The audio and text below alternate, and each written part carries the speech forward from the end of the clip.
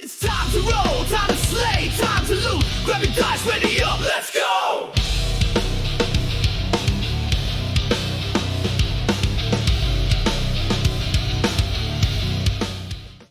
Previously, on the Chronicles of Celestria, the streets of Sylvanthal bustled with markets, merchants, and whispers of unease. The seven scattered to their own errands, each chasing answers before the road that led to Forgeheart Citadel. Ashira and Elirr turned initially to steal, their weapons tempered in fire by the hands of a blacksmith. Diego bartered with a silver tongue, coaxing deals that left the party heavy with coin and gifts. Elirr wandered back to the Gilded Quill. Sylas and Mirabelle found Lady Poravinia, her words laced with care and warning. She spoke of Winzira, of the Ladies of Love, and the strings they weave in the shadows. Ashira and Zel sought the black market's darkest corners, where Tarnik waited with sly smiles and false stones. Ashira's charm held, yet her coin did not. The deal left unmade. At the Hearthrest Inn, Zel recovered a letter from an old friend with a family trinket passed down generations.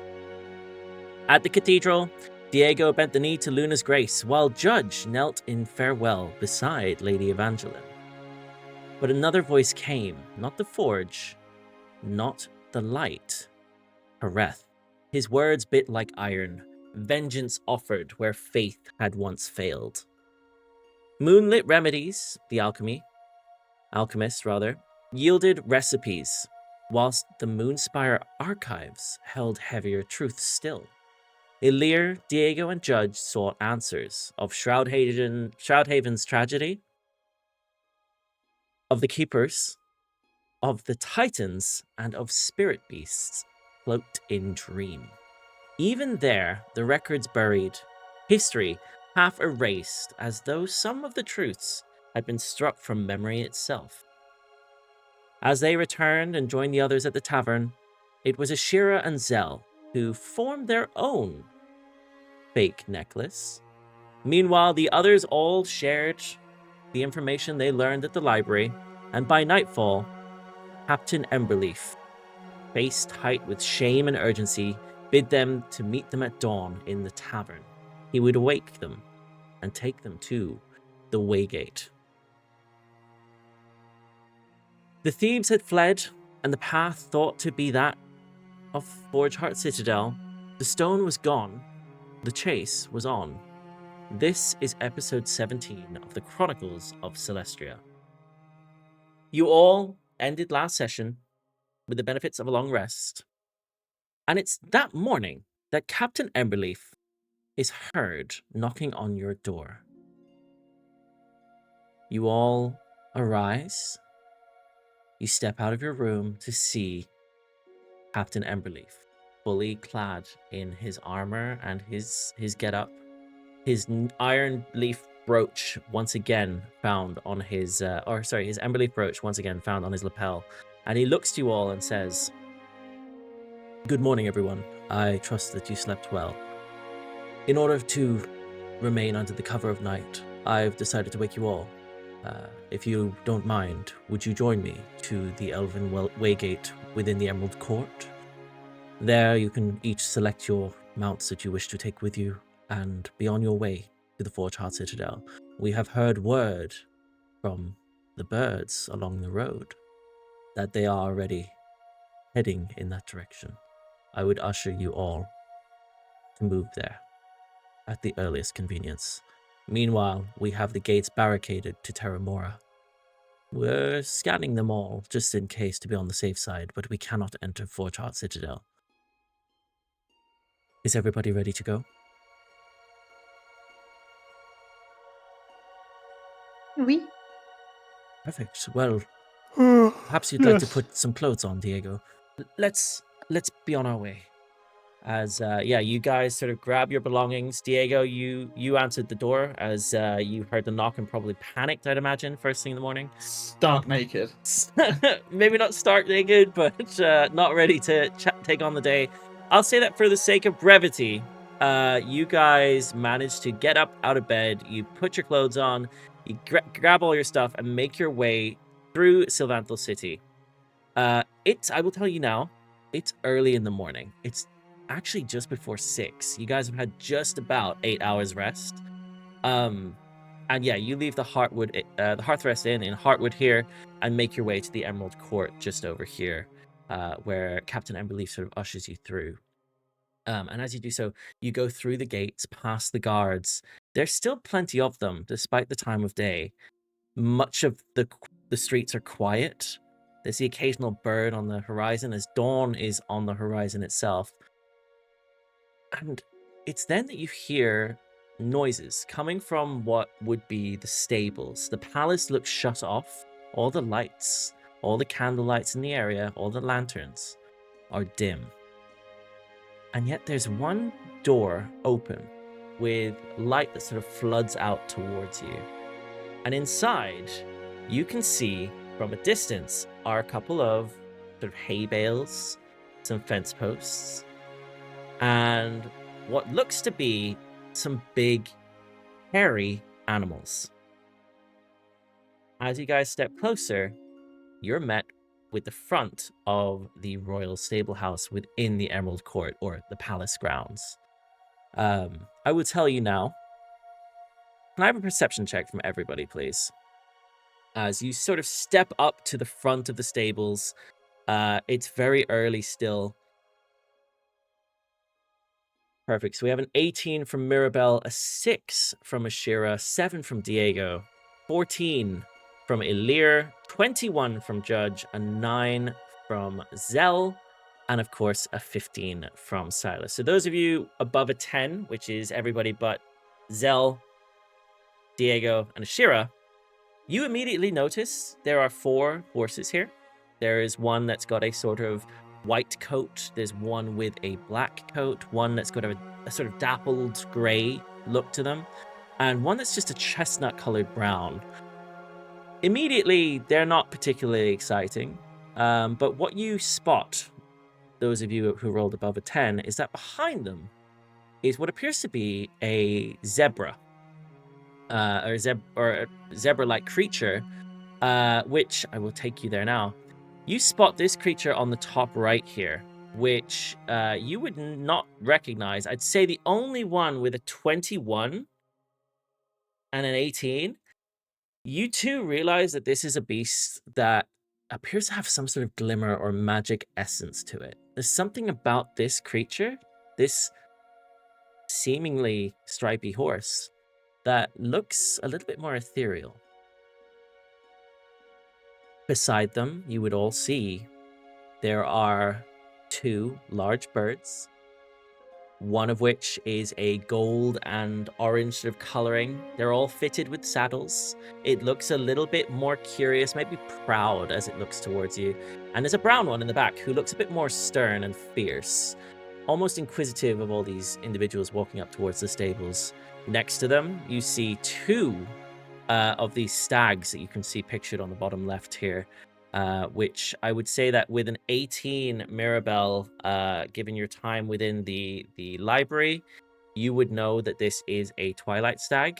Also, I would say that Judge, having done a little bit of research into Shroudhaven, you would have read a little bit about these in the area around Umbrasia, Shroudhaven. They're from that area. This is a Twilight Stag, which has sort of a black and grey fur, and what appears to be bioluminescent horns in a sort of orangey hue.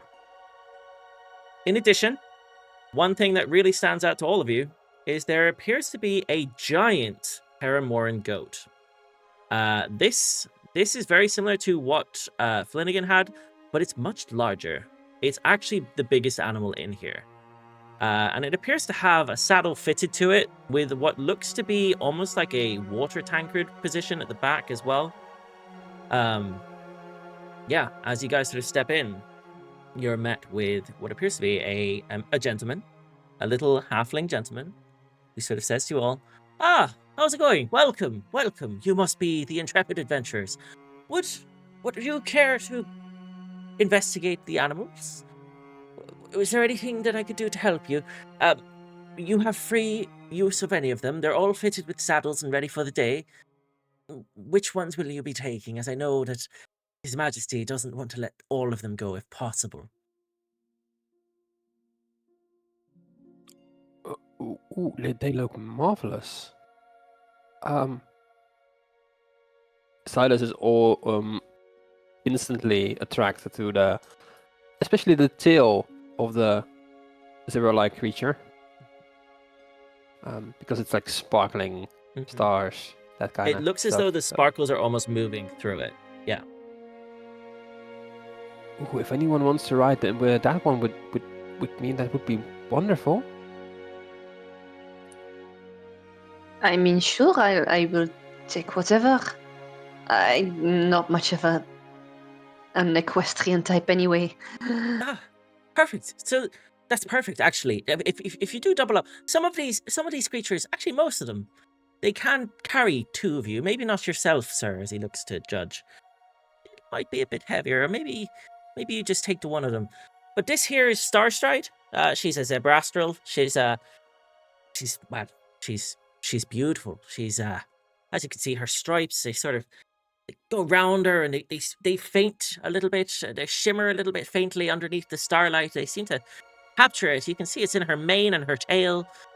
One of the king's prized possessions is this beast. Well, rather, the princess's prized possessions. This is actually Soliana's training horse, so to speak. But yeah, they're said to bring good fortune to you all. So if you'd like it, totally yours. She barely uses it nowadays, training at the groves, you know. Just Starstride for the two of you? I'll walk up to Starstripe, like touch the head, and like, Starstripe, that's a beautiful name. I'll take care of you. It sort of leans into your hand as you do so.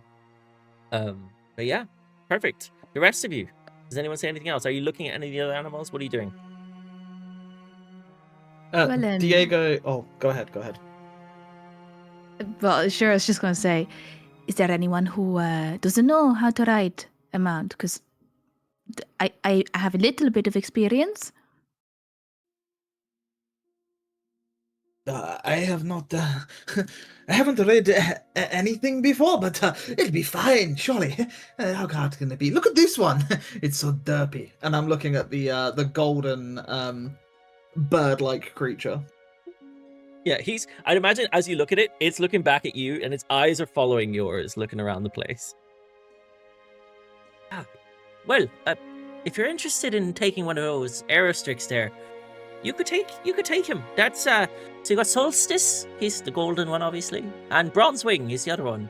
They're two really nice creatures. Yeah, the Solstice, he's very nice. He's quite majestic. He's a bit full of himself, if I'm being honest. And well, Bronzewing here, he takes no nonsense. But yeah, who would like to have one? Well, I will say that the Aero chicken is out of my portfolio, but can't be that hard, right? One line here, one line here, if you want to share. They're all very well trained. We wouldn't have had them around the king and the children if they weren't, you see. I'm the royal hand of the sables. You just point in a direction, they go there. So it's pretty self-sustained, to be honest. Okay, well, Diego, would you like to get the golden chicken? Yes, certainly. I can ride side saddle on the back. But it's actually an Aerostrix. They are from Atria. He probably doesn't appreciate the name chicken once he figures out what it means. But yeah. They speak? Well, they're pretty clever, to be honest with you. Solstice here is a real gem, aren't you? As you see, he sort of strokes what would be the kneecap, because he's about that height on this giant bird. The rest of you. Elirr, I suppose, in terms of duos, that leaves us. Do you have any preference? Maybe something from Atria as well? I haven't ridden anything yet, really. But I don't know, the Bronzewing, he looks nice, and he kind of, Bronzewing works for me. I can't say I've ridden one before or really anything in a long time, but I've ridden an owlbear before, so... Oh, then you'll be fine. These ones don't bite nearly as hard. Well, that only leaves you, sir. Perhaps, if you don't mind, I would have a recommendation for you. You see, feel a little bit sorry for the 2 stacks there, and the horses, they probably could carry you. But I think there's something about Boulderback that he'd be great for you, I think. As you see that he turns to look at you and sort of snorts, and when this sort of warm air just comes out towards you. As you would know, as you're standing next to him, the top of your head is just below his sort of like the top of his horns, like the pinnacles of his horns, so like the snout area. He's huge. All right, well, I guess I can take him. Boulderback. Boulderback. Cool. Yeah. A cool name, I guess. Yeah. Well, yeah, I'll let you figure it out as I stand over here, as he steps away from the entrance of the fence. He's a bit stubborn, but he knows what he's doing. Stubborn. Well, yes, he's very proud of who he is, you see. Right. Okay. King tried to get rid of him a year ago. Nobody's dared to go near him. You're welcome to have him. Keep him. Well, okay. Great. Cannot wait to have a good time with this thing. I'm gonna try to get on him. Straight up. Okay, cool. Yeah. You go over. Everyone else is very well behaved. Boulderback, can I have an animal handling check from you, please? Or actually, yeah, let's have an animal handling check initially from you. This is okay. Okay. 10. With a 10, he's resisting slightly. Can I have a flat strength check from you, please? Sure. I will tell you now. He knocks you over, flat on your ass. Okay. Okay. Yeah, you land on your backside, and he sort of snorts again. Well, maybe Right. feed him some carrots. He likes those. As you can see, he turns, and his ear sort of moves slightly. Carrots. Right. Yeah, so some just over here. Hold on. And he goes and grabs a little a bucket that has what looks to be 3 carrots in it. Do you feed him the carrots? What do you do? Grab some carrots and I'll walk up to him. But listen here, and I'll just wave a carrot in front of him. Mhm. I don't know what game you're trying to play here, but I need you to help me help my friends. I'll extend a carrot to him. Yeah. He sort of reaches forward, and then when Yep. he slowly puts his hand around it and bites into it and pulls it out, and just what you would notice is the whole thing disappears into his mouth. It's just the end, like the stem leaves coming out, and you just hear a Yeah. crunch as he then bows his head to you. Do you try and hop on again? I will give him a little bit of a pet first, and then I'll go to get on him. Cool. Yep. And I will say this time you won't need an animal handling check, as he does not resist you. He lets you on top. But perhaps you keep these 2 other carrots just in case you get knocked up. As he gives them to you, and well, he tries to give them to you. He sort of reaches up to you and realizes he has to jump slightly to hand them to you. But yeah, you guys all manage to get atop these mounts. As Captain Emberleaf, standing at the gate, sort of goes, "I've spoken with the guards, and if you're ready to go, the Elven Waygate is active. A reminder that you are to head to Forgeheart Citadel. You carry with you the emblem of the king. Its signet will be required to activate the Waygate and its teleportation function. With that, you should be able to teleport to the other side of the Moonlit Lake and the Grove of Luna. I wish you all the best of luck. Are you ready to go?" Yeah. Very well. Yes? Yeah! As you would see that I guess Solstice, which is your Aerostrix, just sort of starts going towards the wall. Ashira, can I have an animal handling check from you, please? As you're technically the one with the Oh yes, the I'm stirrups right driving. now. As Gotta take Ashira, Diego. with a 9, you warily manage to keep it under control. It doesn't hit the wall. But more, you get the feeling it's not you that's causing it not to hit the wall. It's sort of looking out for it itself. But yeah, you guys all manage to hop on top. You start heading out towards the gate. I'd say that Boulderback is probably leading the way, as now that you've given him a carrot, he is... I'm gonna try to like pull the reins. I'm trying to stay mostly in the middle of In the the middle? pack. Okay. Yeah. And I'm just gonna just keep my eyes on the people in front and on the back. And if anything splits, I will go after whoever splits. Perfect. Yeah. Okay. Well, he tries to pull you forward, but I'll say that with you pulling him back, he does sort of stay behind. Captain Emberleaf leads you all through to basically behind the palace. There's a sort of an area that looks like lots of stones on top of each other, and you can tell that trees and bushes have been moved away recently, as there's sort of debris around the place. On top of this Waygate, which looks almost like it's basically a stone circle with what appears to be a doorway on either side and one on the far end.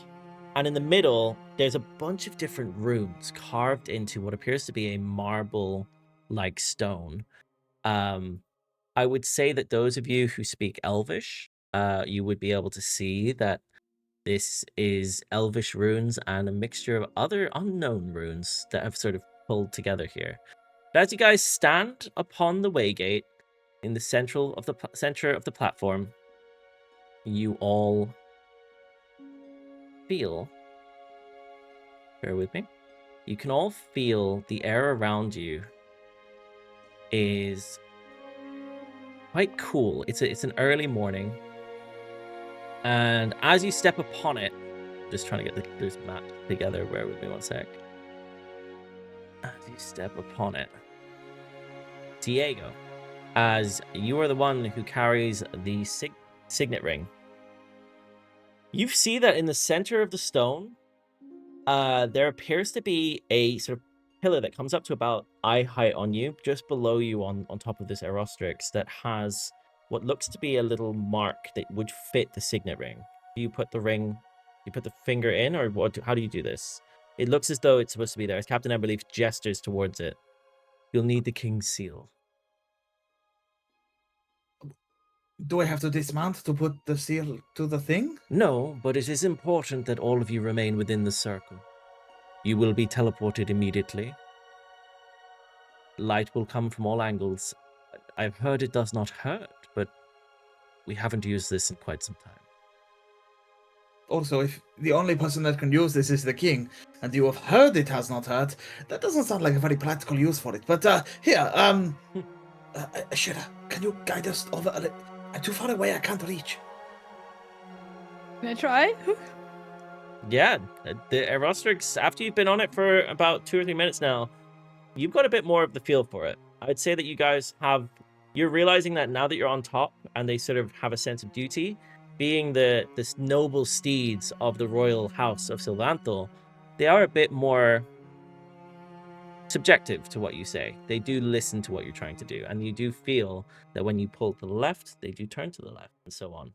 Yeah, you have a bit more control. I like to think it's really awkward for us because I sat side saddle one way and the hole is the other side to me.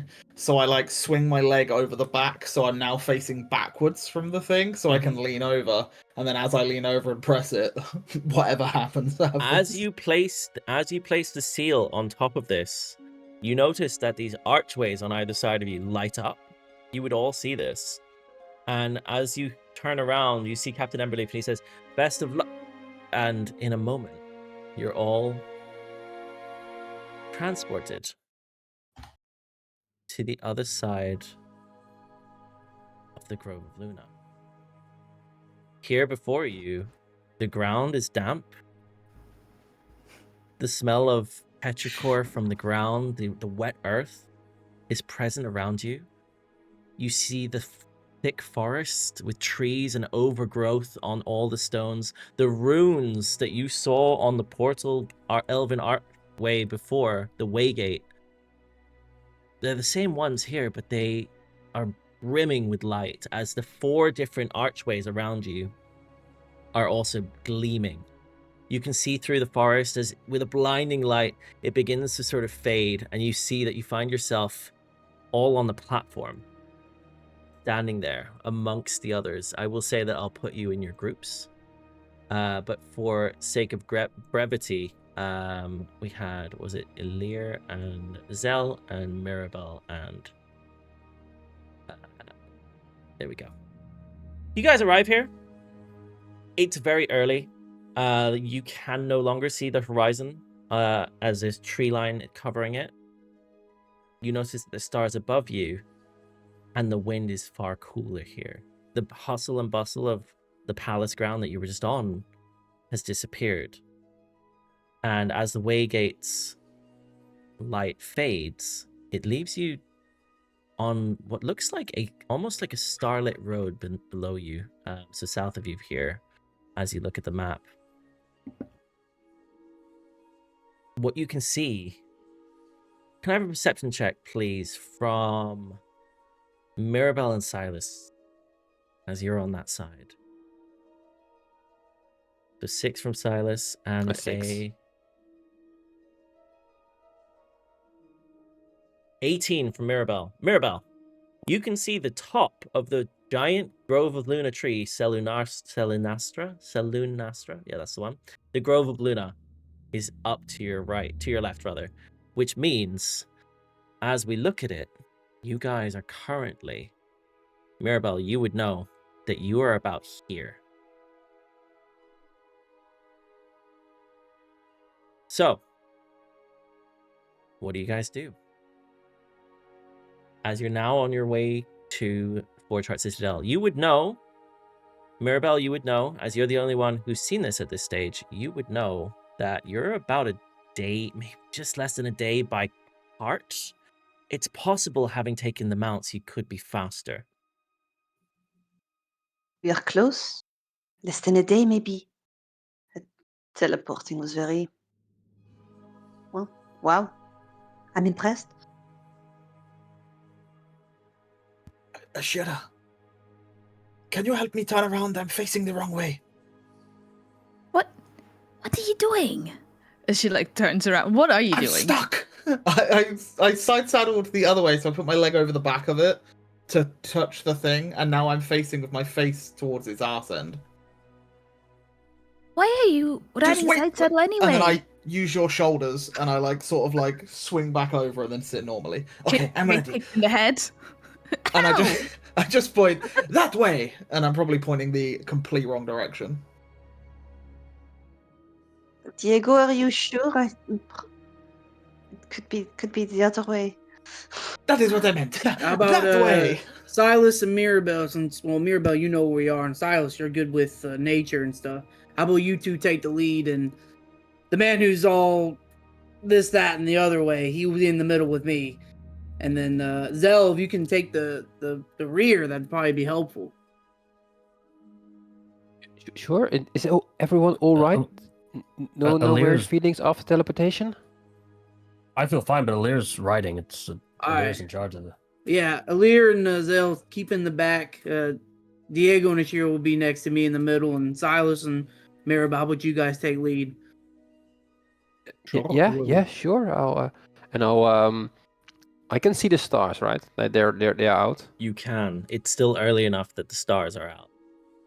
I remember the words that Remus told me, and I'm looking to the stars to see if I can find any sign to lead Can me I on. have a perception check from you, please? Yes, and given my last rolls, I'll guidance myself to this.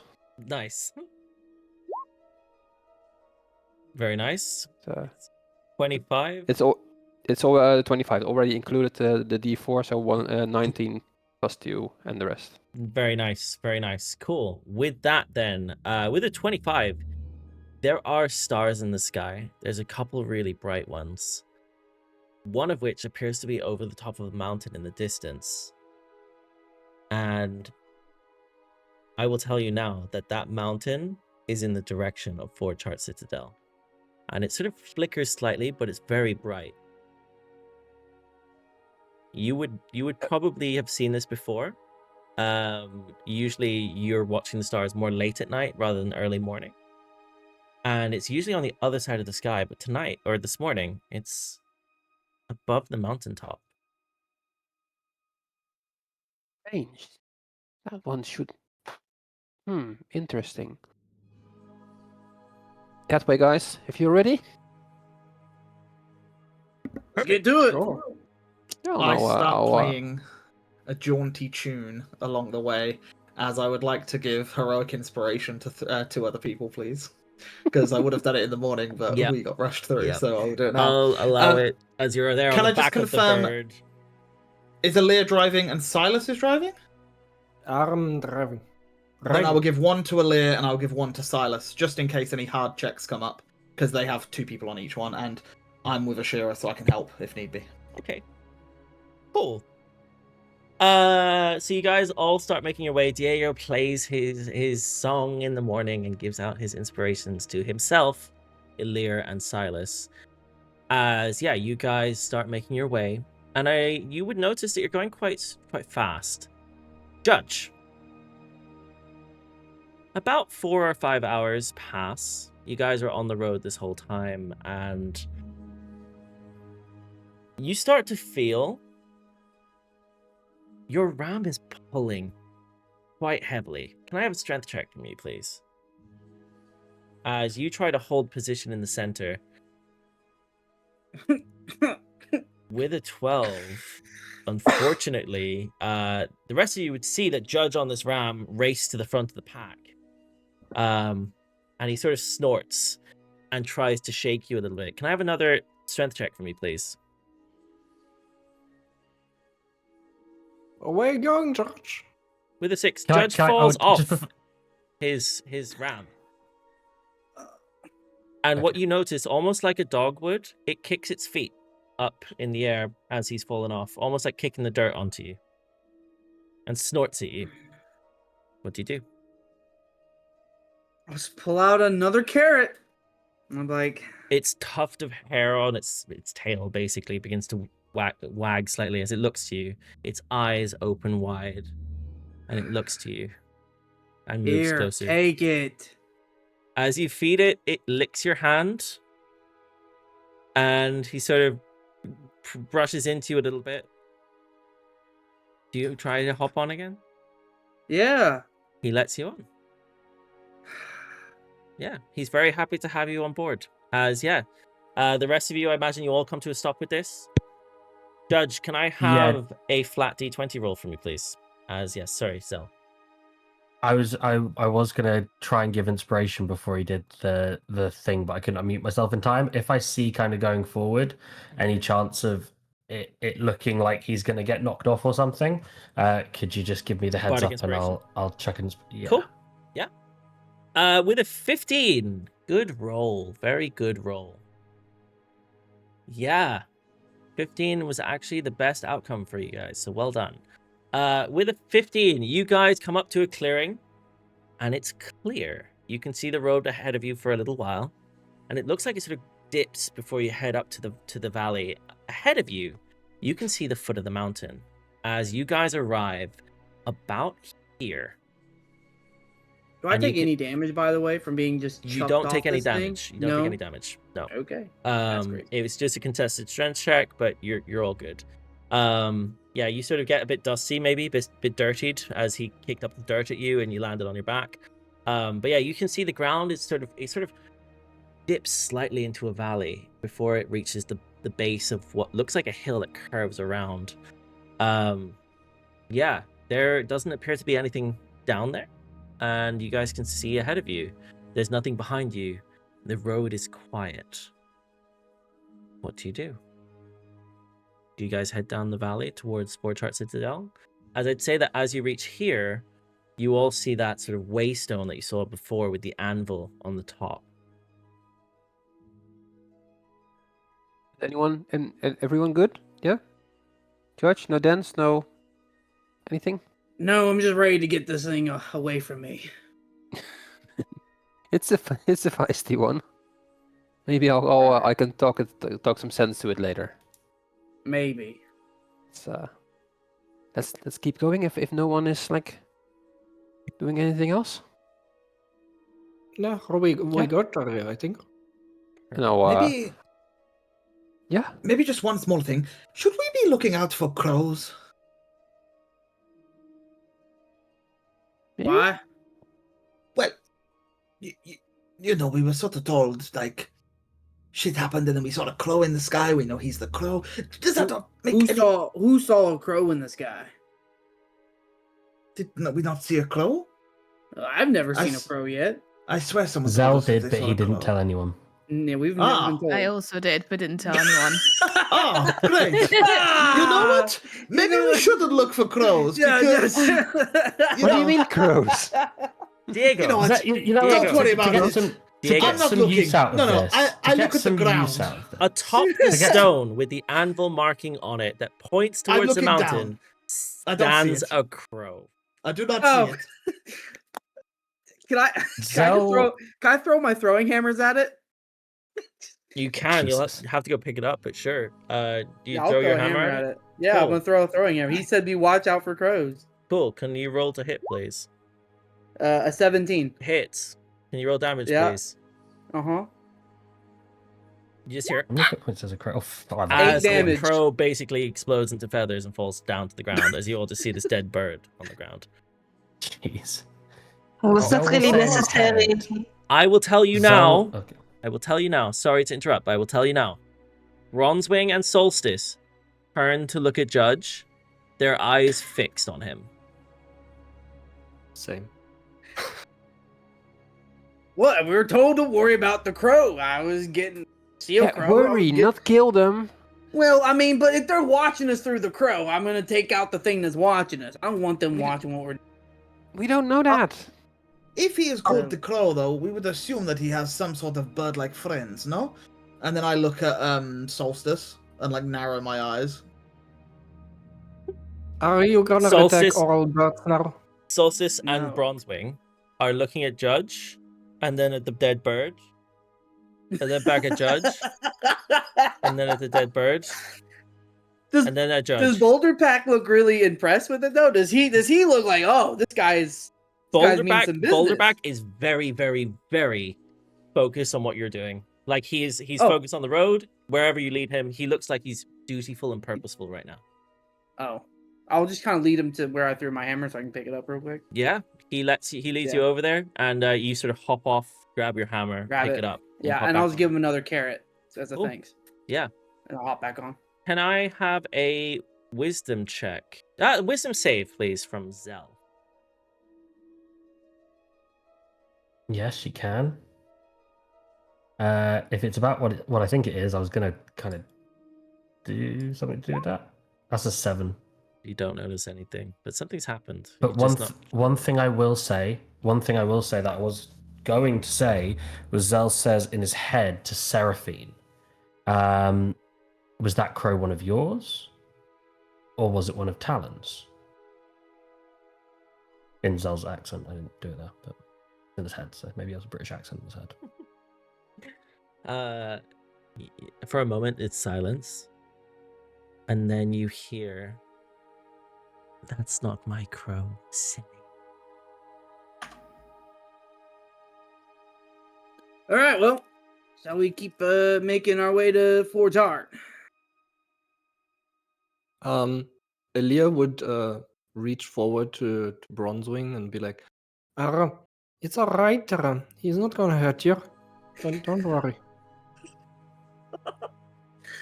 As Bronzewing just at you. Hey, Bronzewing. I wouldn't count on that. He looks at you,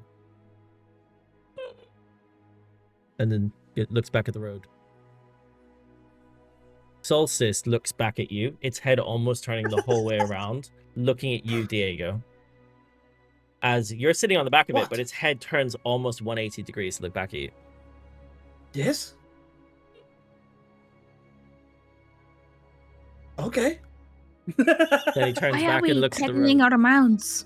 Guys, All right, come can, on. can we just move? All right, come on. We're just standing here talking. This is like Before really we not. go, Before we go, whilst people are standing there kind of doing things, Zel's going to hop off the Aerostrix and go over to the crow. Can I do an Arcana check to see if there's anything that seems a little bit maybe Sure. magical or off with this crow? Yeah. Please. I'll Absolutely. also, you know what? I will ask Elirr to come and give me a hand, and maybe do, because Arcana's his thing. I'll tell him what I'm thinking.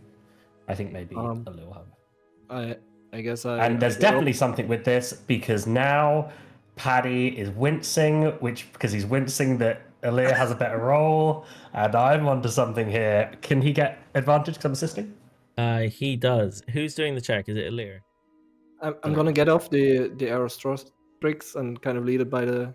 Yep, you're holding on to this to sort of leash. the reins. Leading them over and just go help Zel Mhm. and do check, I guess. Cool. Can I have an Arcana check from you at advantage, please? Yeah. 27. Thank God for advantage.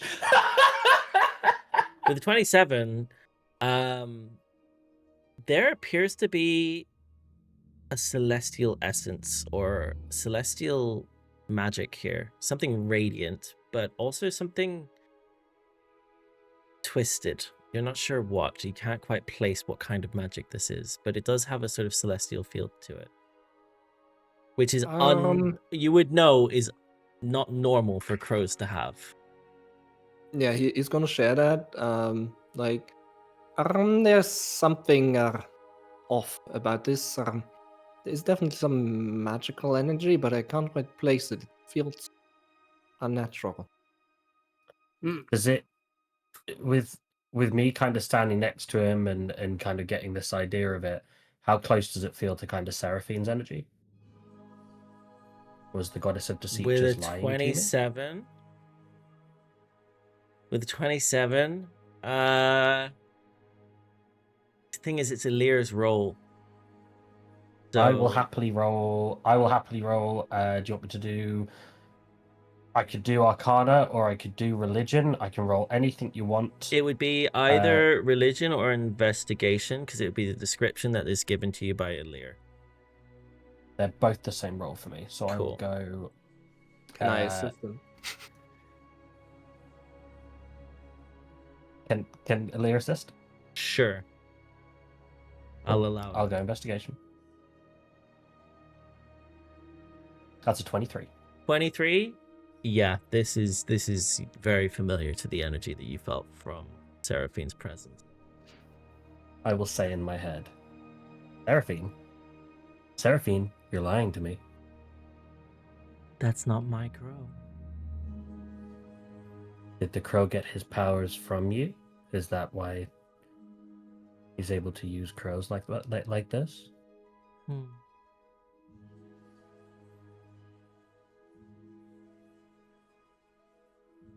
You hear nothing, and then just one word, or at least she says, Nair.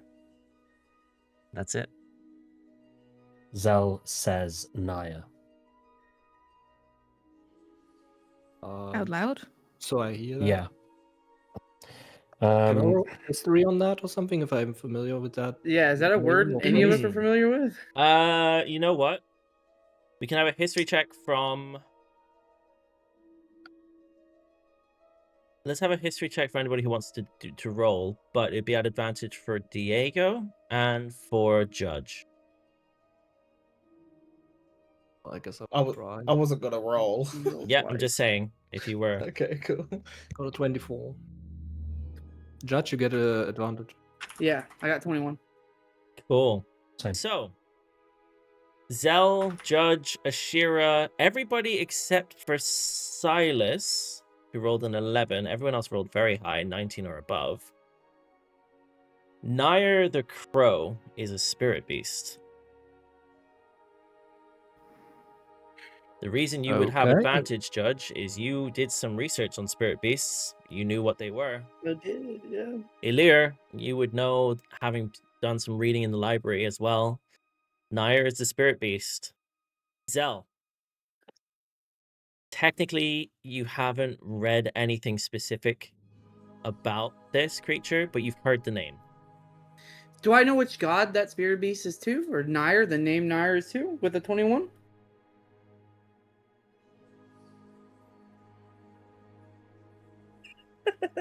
Yes, you would with the 21. Okay, which god is it? That's what I know which god. You would. That's the thing, because Judge would. Uh-huh. Can I? You know what? Uh-huh.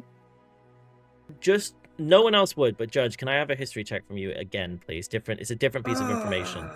So, yeah, with an 8. I'm not good at these. With an 8, you wouldn't. Unfortunately, sorry. You've but I definitely wouldn't heard the have, name.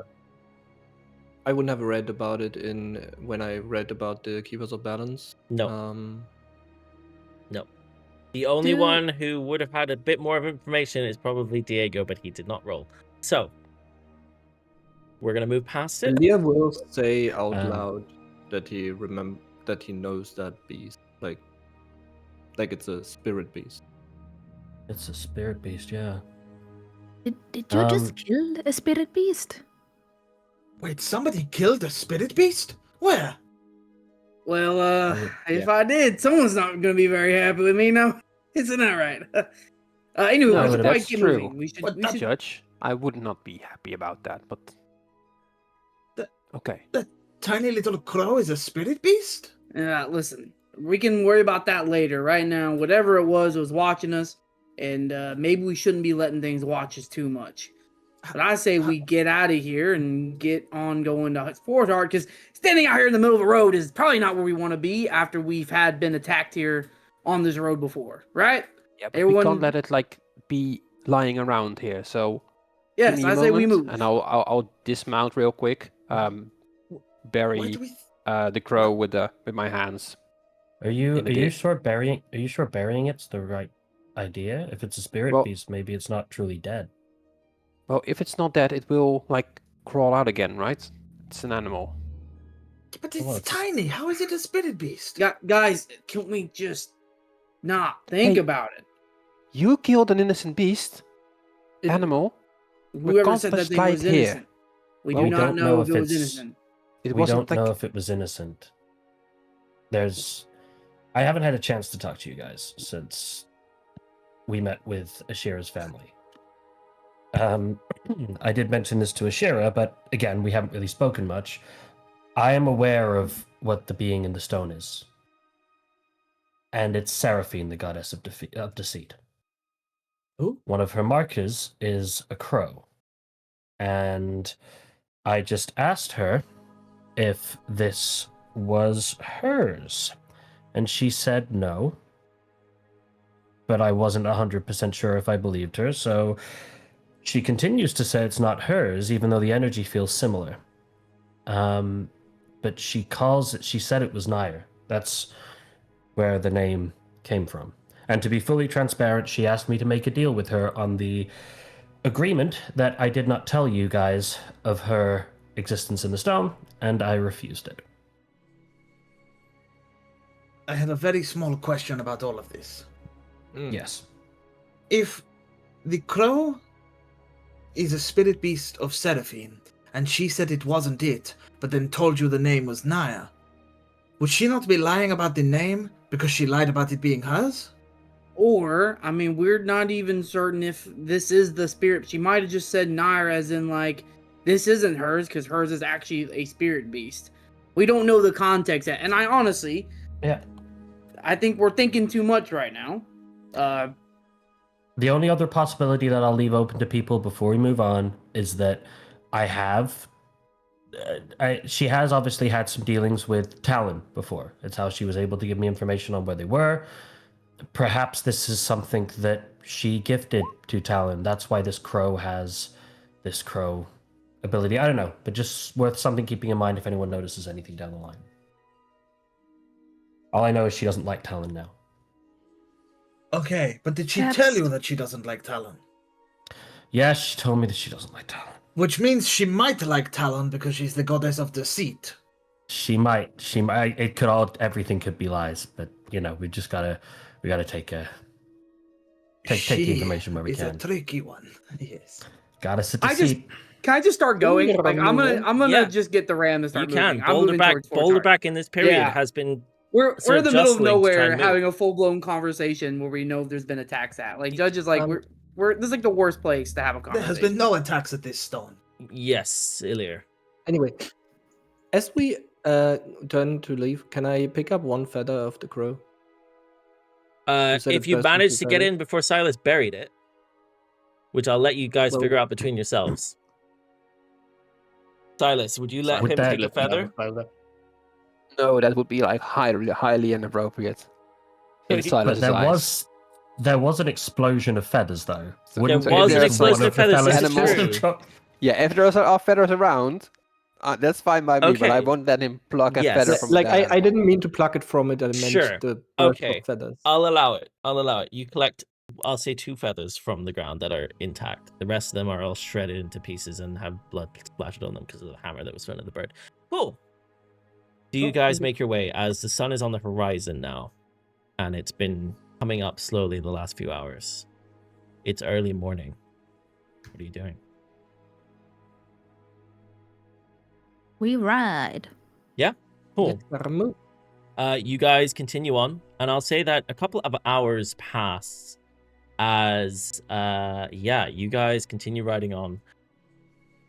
Beneath, you feel the ground beneath you starts to gain a bit of altitude as you head south down this valley and then up a hill that just seems to go on and leads around the hilltop. You can see what looks like a mine entrance to your right. It looks like it's been abandoned and boarded up. You can feel the cobblestones beneath your feet as you start to hit what looks like a sort of cobbled path that leads up the mountain. Do you turn right to the mine, or do you go up to mountain where you can see at the top there are... I'll tell you now, actually. After sort of running along the cobblestones, you've got your talons and hooves clicking against the cobblestones.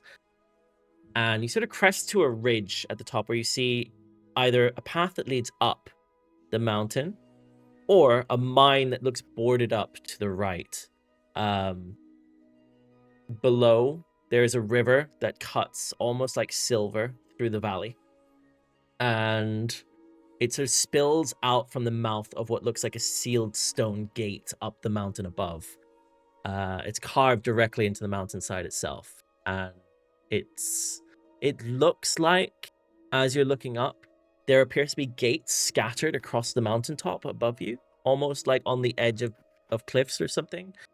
Very faintly, you can make out sort of carved mountain entrances, some of which have what appears to be almost like light flickering from them.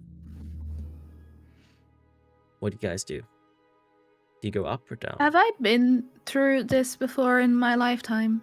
You'll have to Have I tell used me. this crossing? I don't think so. I believe you But came I- in through the Terramora gate. I can't tell you because I don't know my last 20 years of travel. I believe that you came through the Terramora gate rather than from Forgeheart Citadel. Okay. So That's I fine. would say no. What are you guys doing? I take it no one has been from here, no? Through here? From No. here? No. Okay, cool. I say we go that way. What way do I point, Max? Well, there's 2 paths. I imagine you point in the middle. Sure. We are going to go up the mountain. Avoid the buffs. They would never expect it. I would say I agree. Let's not go through the boarded up mine, and definitely not the other way. Wait, why not the other way? We're not going to go through a boarded up mine. That's not where we're going, eh? Can I have- That's what I'm saying. Let's not go through a boarded up mine. And then not go the other way. Yeah. We'll go the What, other way. what way is left? That way. Yeah. Torches. The Another torches way. way. Yeah. Oh, The little yeah. way. I need to very quickly check who has the highest passive perception. I believe it I would have a be 15? Zell. 14. Check. 14. Zell's got a 15 Right, my as passive- well. No, that's I my have passive 15 investigation. My passive to- perception's at 12. My wisdom's Okay, low. Ashira and Diego, you can see what looks like horse footprints or horse marks on the ground leading up the mountainside, but nothing leads towards the gate that's boarded up. with a 50. Can I tell how many horses? There's been quite a few. It looks like regular travel has gone through here. Okay. You see those, Ashira? Yes? Yeah, this looks like the normal path, no? Yes. I think we have nothing to worry about. Maybe just keep an eye out for other weary travelers on the road. You never know. Yeah, we should be fine. Yes, I won't tell the others. It doesn't matter. No, let's go. Perfect. As you guys head up the mountain, you arrive to basically you climb up the mountainside, and there's hills on either side that lean up. You can see as you're going along the path, you're looking down over to your right side. You're well above the tree line. You can see the city of Sylvanthal barely in the distance with towering spires. You can see the grove of Luna's tree standing tall, and behind it, you see a tree that appears to have been lit. It looks burned. It looks hollowed. The leaves on it appear to be patchy. It still stands, but it looks like it's been very badly burned. You can see the sun is rising to your east, and you see the meadows behind you in the distance. Sylas, you also spot what looks to be, for the first time from this vantage point, Thornholm, which is essentially the tops of small buildings surrounded by what looks to be a wall of giant thorns. All of you would see this, but Sylas, this is the first time you've seen Thornholm from this angle, as it's almost as if a bramble forest, almost like a hedge itself, was just placed in the middle of the forest, past the Grove of Luna. Would I also spot the farm? You wouldn't out be of able to reach? spot exactly where it is. You have a rough idea, but it's sort of hidden behind these bramble bushes by the front. You can just about make out where it would be. Upon seeing, I first see the tree of Solara, and very dark feelings are taking over in Sylas, because of the grief, what happened to the tree and the grove. But seeing Thornholm and the surrounding area where his family's farm could be, it sheds some light on him as well. So he's not feeling the best, but doing okay-ish. Yeah, you definitely, I would say that Mirabelle probably, you feel that there's sort of maybe a heaviness to Sylas, maybe a sigh that you let out as he looks longingly over the area around you. The rest of you would also see the tree looking patchy and burned. There's maybe some smoke still coming from the area around it. But yeah, as you guys reach the top of this sort of cliff, you come to the very, very edge of what you could see. And as you reach the top, a wide open area lies before you. In front of you, you see what looks to be a giant stone wall of the mountain, almost like the face of the mountain, with what looks to be a path halfway up, and a giant iron gate above and below. The gate below is right at the entrance of a river that appears to flow off the mountainside next to you. Do you guys head towards it?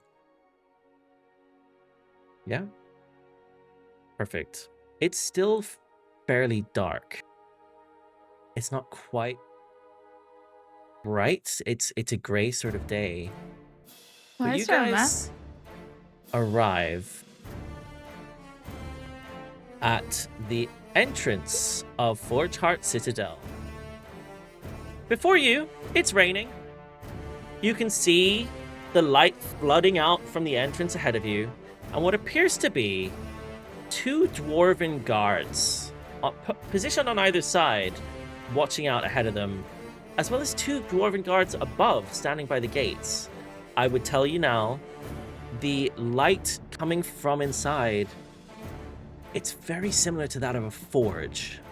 It's as though the light is emanating from a forge inside. What do you guys do? Don't worry, guys. These are my people. I can deal with this.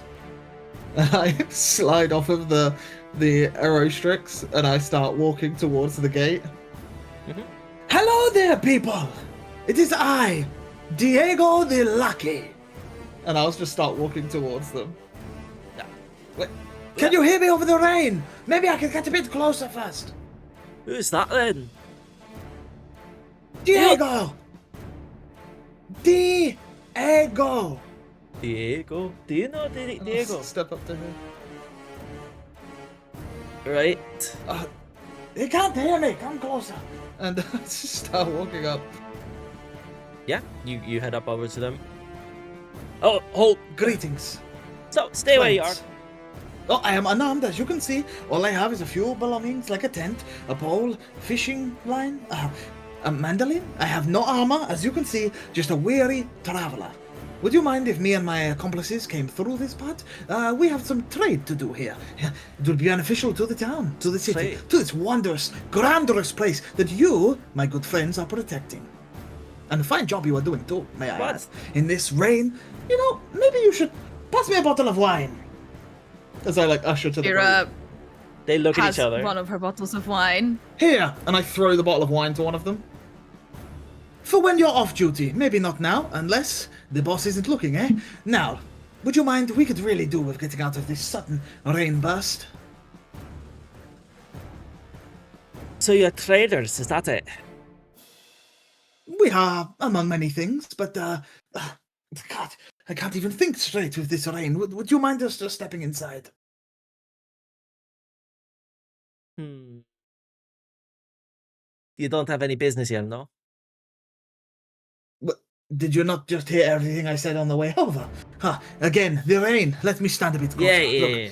Yeah. Look, laddie. We've heard your speech there, right? It's not gonna cut it, I'm afraid.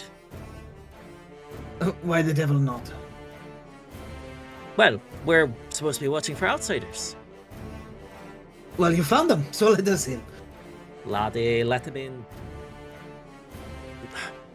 We're supposed to keep watch of the gates. We're supposed to watch it for outsiders like these lot here. If I may, I have business here in the city. These guys are just traders that have come with me. Oh, aye. You see, what kind of business you got there then? I serve Hildegard, goddess of the Forge. Oh. And this being the Forgeheart Citadel, I feel like I would be able to get some more information about her and learn more about my faith.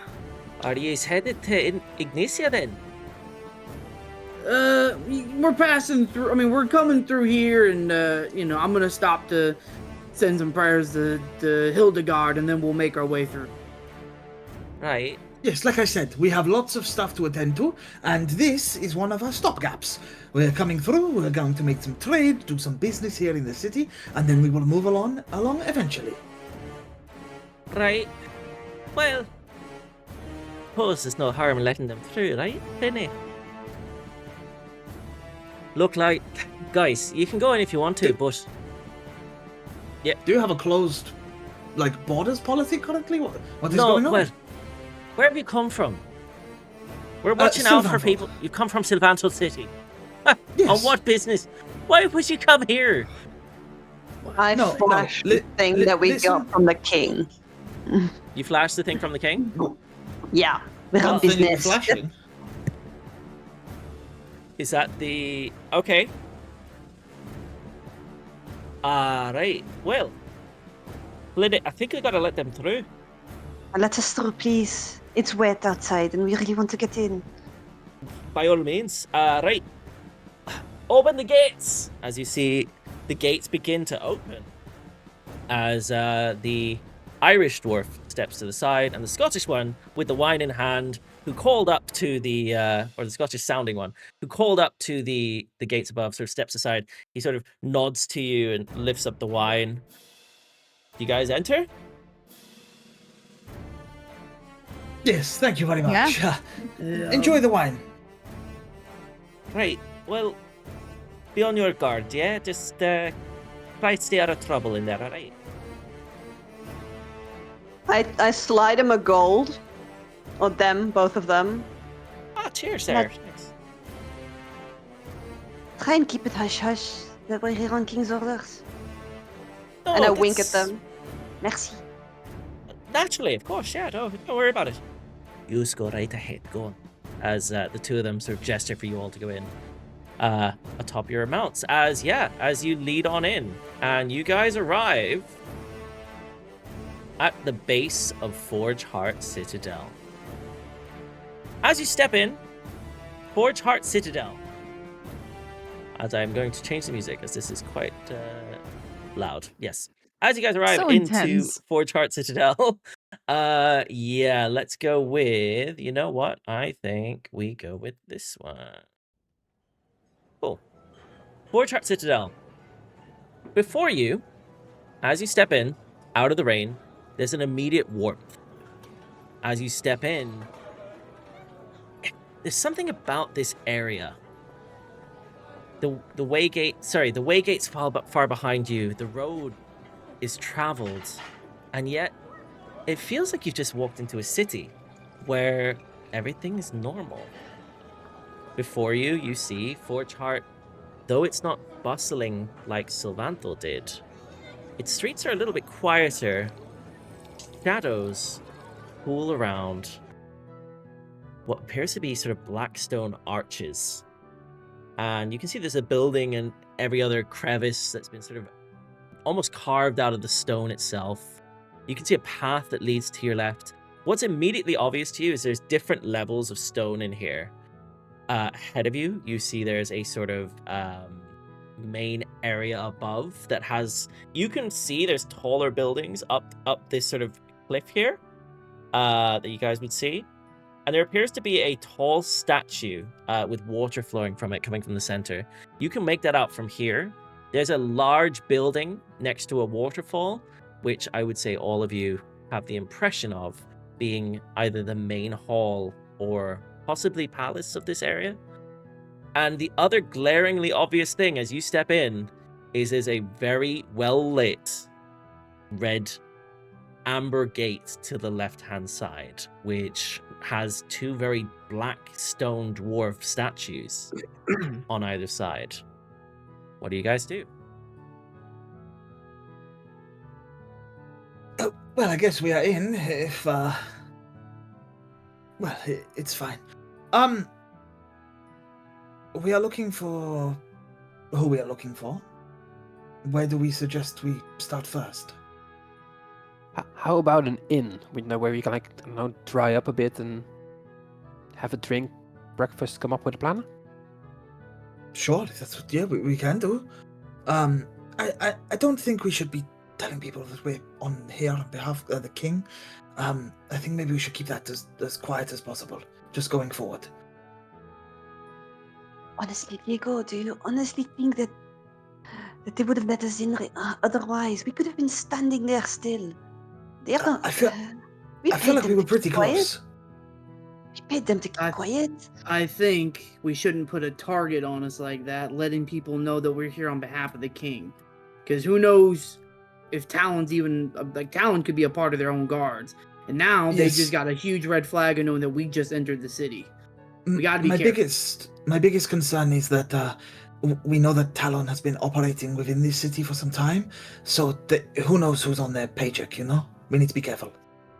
If anybody asked, we are guards, know that. Well, I mean, if these guys were proper guards, they could warn other guards. We'd have the city guard on our side. Yeah, but, Mirabelle, we don't know if they do or not. We don't know how much Talon has influence in the city yet. That's why we need to be careful and get that information before we go flashing badges and stuff. And if people are here on behalf of the king, they might tell superiors who tell superiors who tell superiors, and then it starts spiraling and everyone knows that we're here. Also, Erendor is with the Black Network, and then the Black Network has people at the gate, unfortunately. Yeah, that's true, too. I hadn't thought of that. All right. And I just roll my eyes. Yeah. As you guys sort of start making your way through the main gates down the road, I'd imagine having this conversation. Can I have a perception check from everybody, please?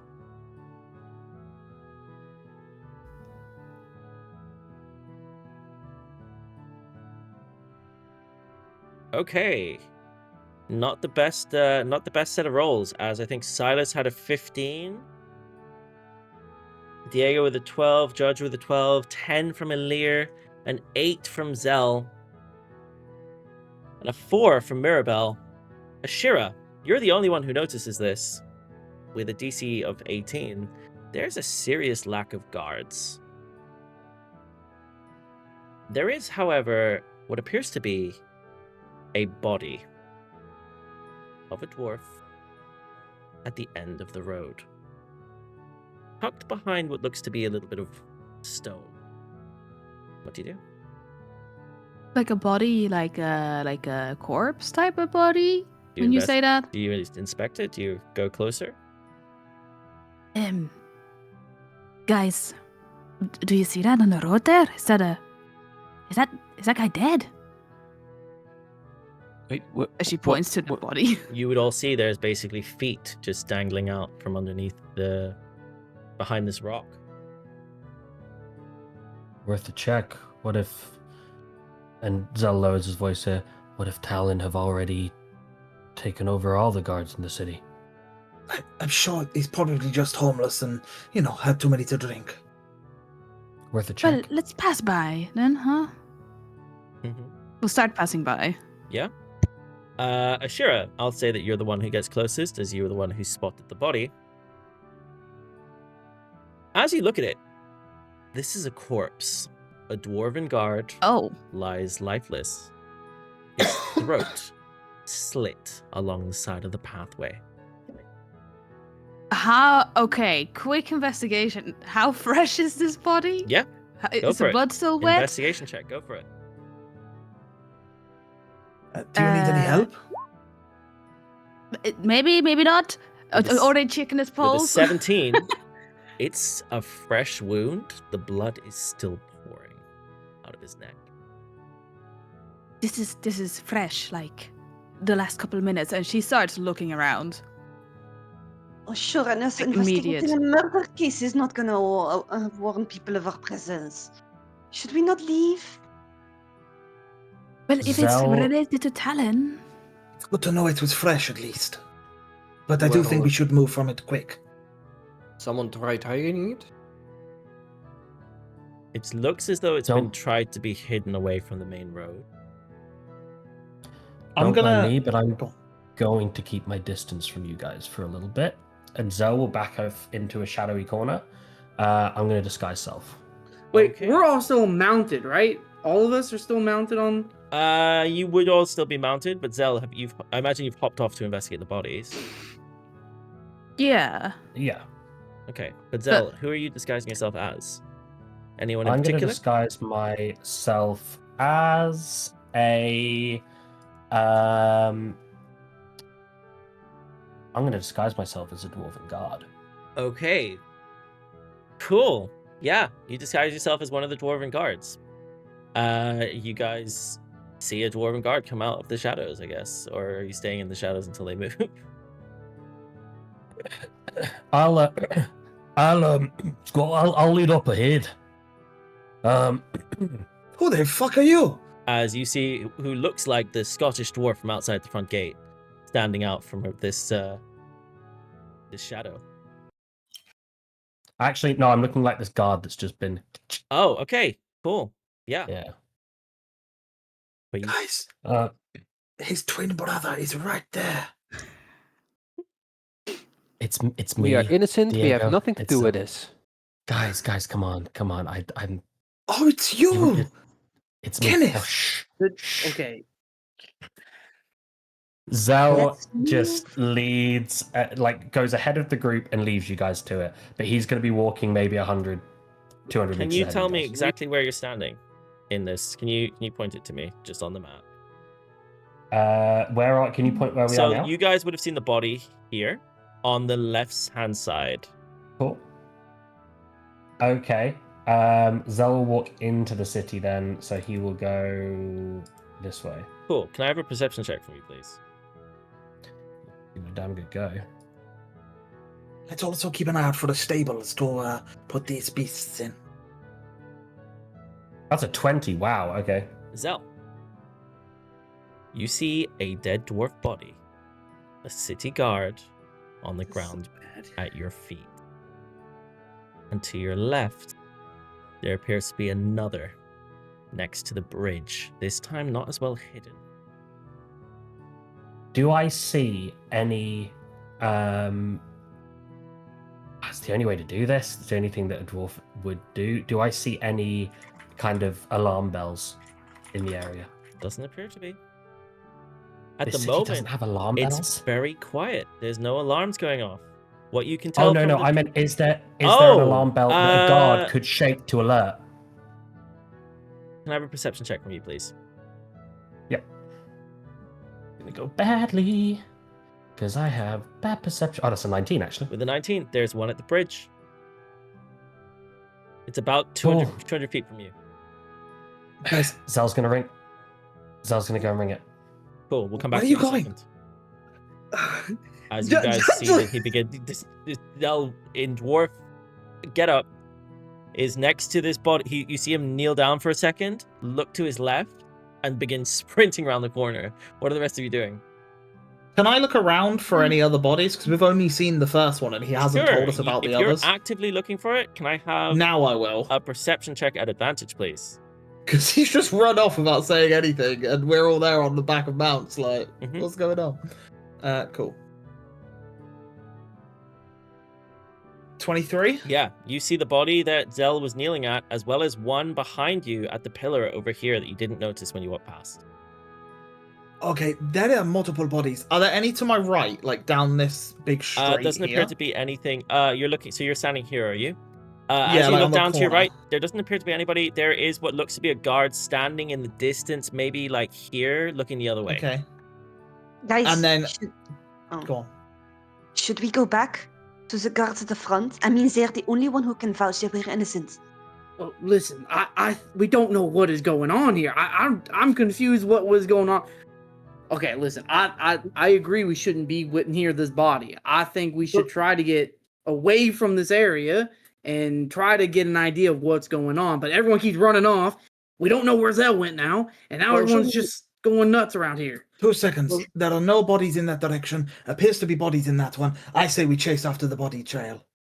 Zell, For what? Yeah, let's. I agree. Let are we us doing find now? the Well- culprits. Zell, as you're running, and whilst this conversation is happening, you reach out to try and grab the bell as you hear in the distance, coming from over here at the gate. Where? Oh, the The Which gate one's to sorry, the my left. I'm zooming. Top left. left top. Top left. Okay. As you reach the bell and begin to ring it yourself, you see that on the other side of the hill, there appears to be the body of a red-hooded cultist, dead on the floor, and 2 dwarven guards. Blood splatters the road. On the opposite side, Guys, about let's grab- here.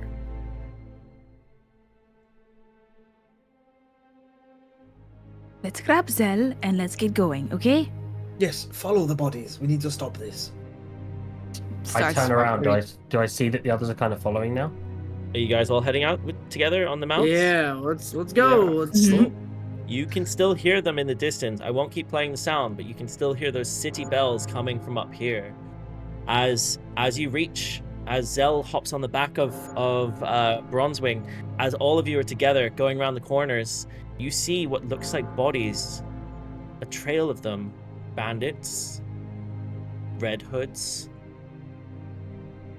dwarven city guards, leading you to the main road.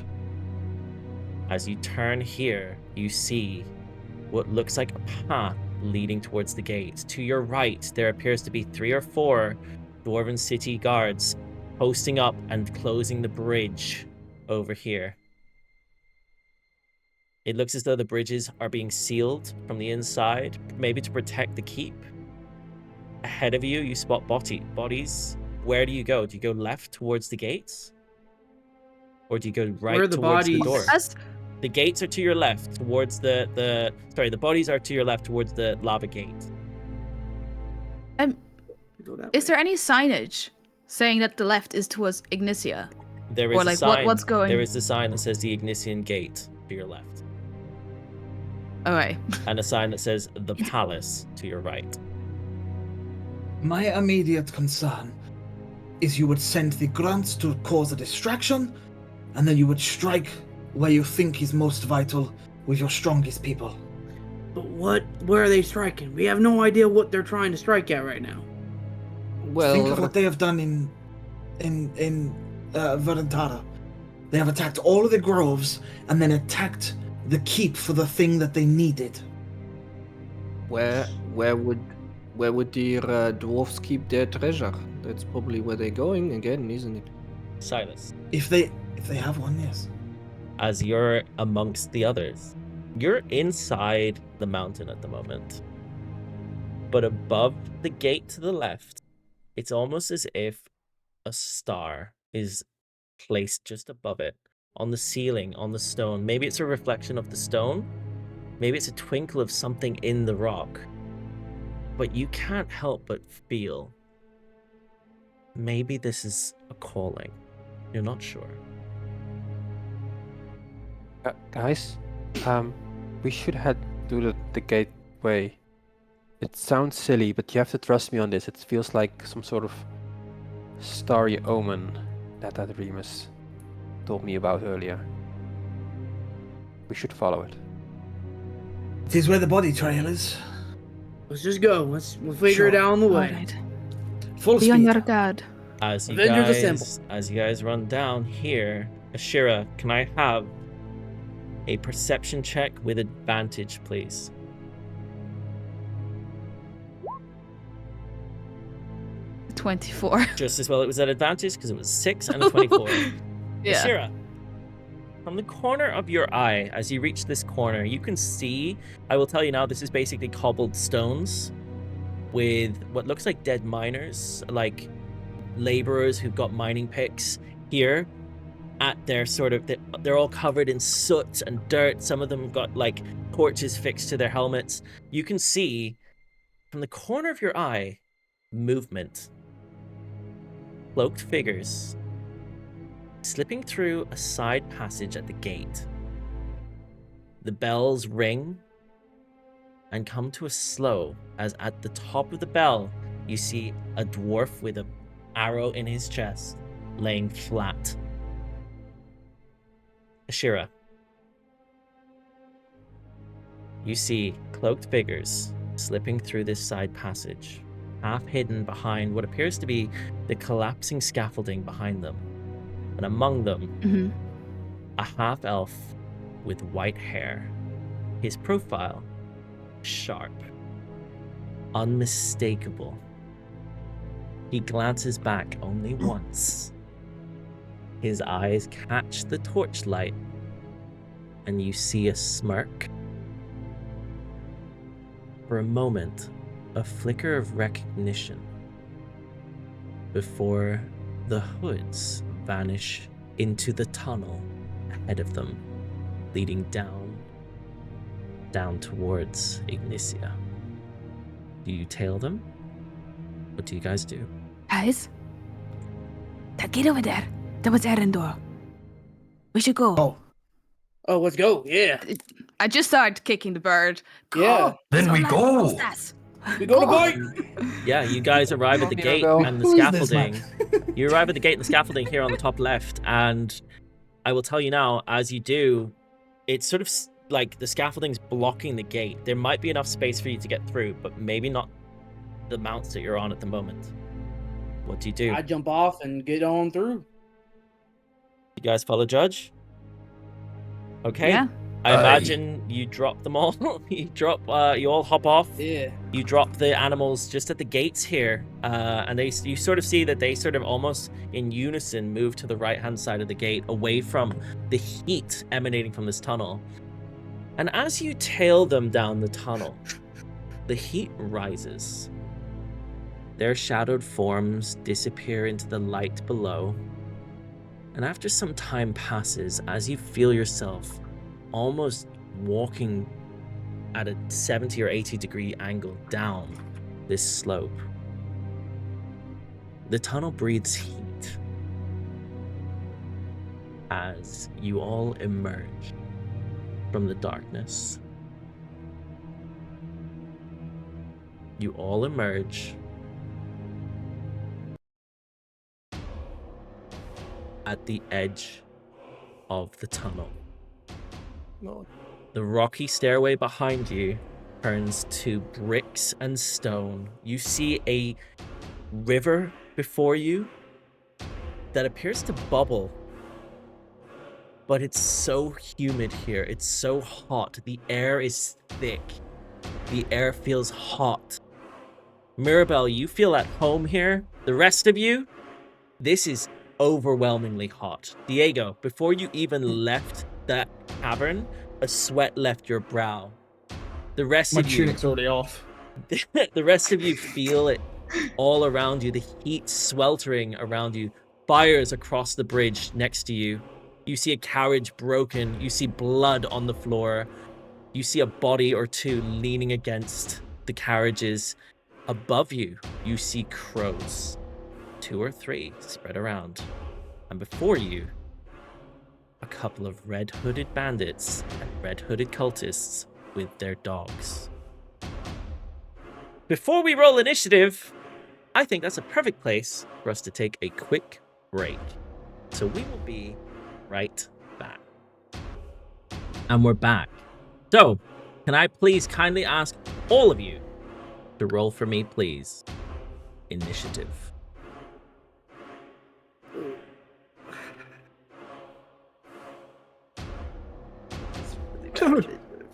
You know what?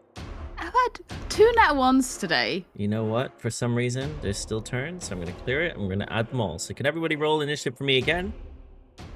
Everybody who has already rolled, I will just adjust it to what you rolled. We'll just the take a first new time. one, it's fine. I can we'll take take the the new one. I'm taking the old ones. Your first roll. I would take the new one. My first one was. Guys, what are we doing? Exactly the Dying. same. I Don't think- have to change it. Do we have is it 11 for Sylas? Yep. And we had a 13 for Judge. Yep. We had a 6 for Mirabelle. Was that right? Yeah, but I rolled a 6 twice, Oh, so okay. you don't have to A change it. 14 for Diego. I think you've already adjusted it, have you? A 6 for Don't mind Ashira. An 18 for Zell. And Elirr The 6. did a 6. Wow, Yes, it was. there's a lot of 6 in this whopping group. 6. What is going on here, guys? Cool. I will got a roll plastic for hoop on it. the multiple enemies. All I'm saying is, Bards bringing it up the front. Hoorah, baby. Let's just stay on this At- side of the bridge. and For wait this it out. fight, I will attempt to use my feature or my alert feat to try to swap initiative with Diego. Okay. And I will swap with you. Thank you. Do you There you guys to go. swap initiatives? You're able to It's edit the that first time yourself, I've ever are you? used that. I could change it myself, I think, right? You tried using it in the 0.5. I did try. Also with Diego. I've tried it twice, and it never worked. It's the first time it worked. Do you go to 14? Yeah. Cool. Cool. And I'll reorganize you. All right.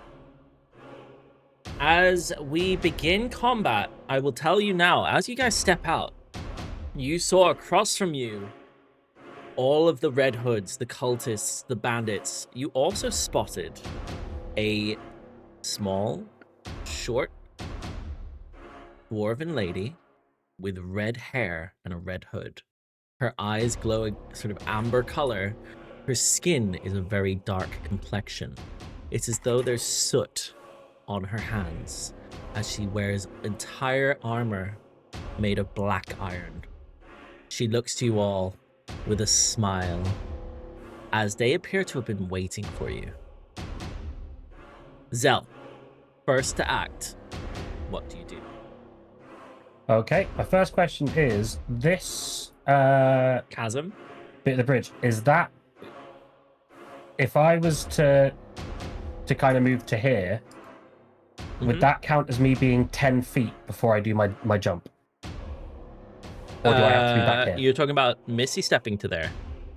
No, I'm saying if I take my movement this turn, Yep. if I go to here, would that count as the 10 feet I need to take before I take a long jump? Yeah, or do I have to be one square back? we'll say here on this one, probably here on the other 3, and then here for here.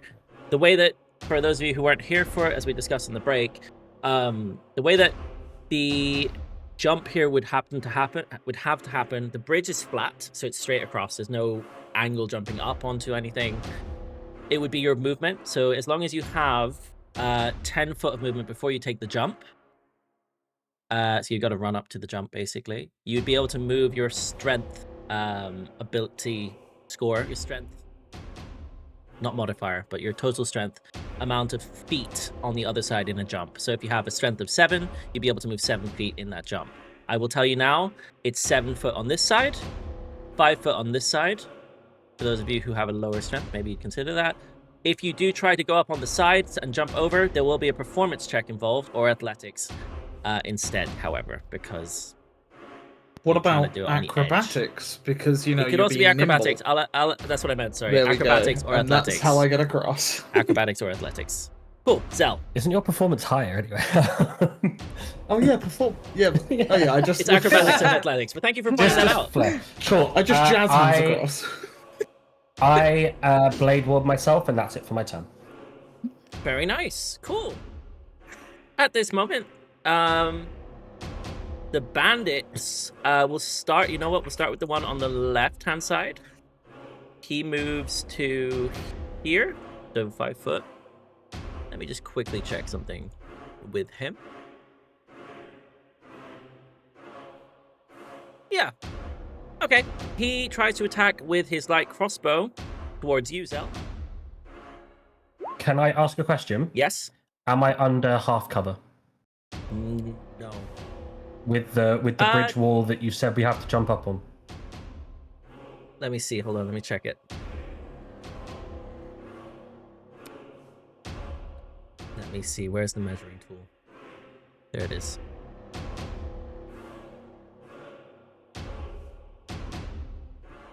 Okay. You know what? Also, because there's a carriage, yes.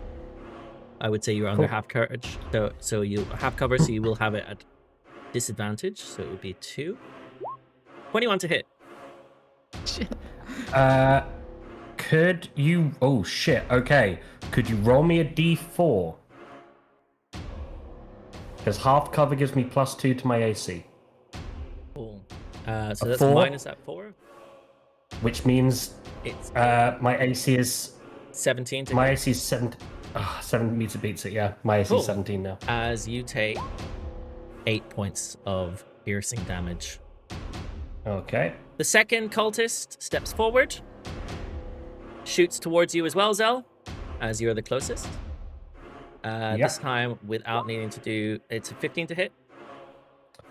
Meets it, beats it. As you are hit with 6 points of piercing damage.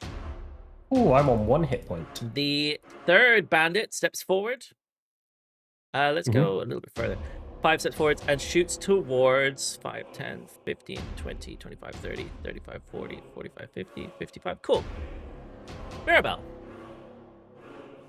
With a 6 to hit.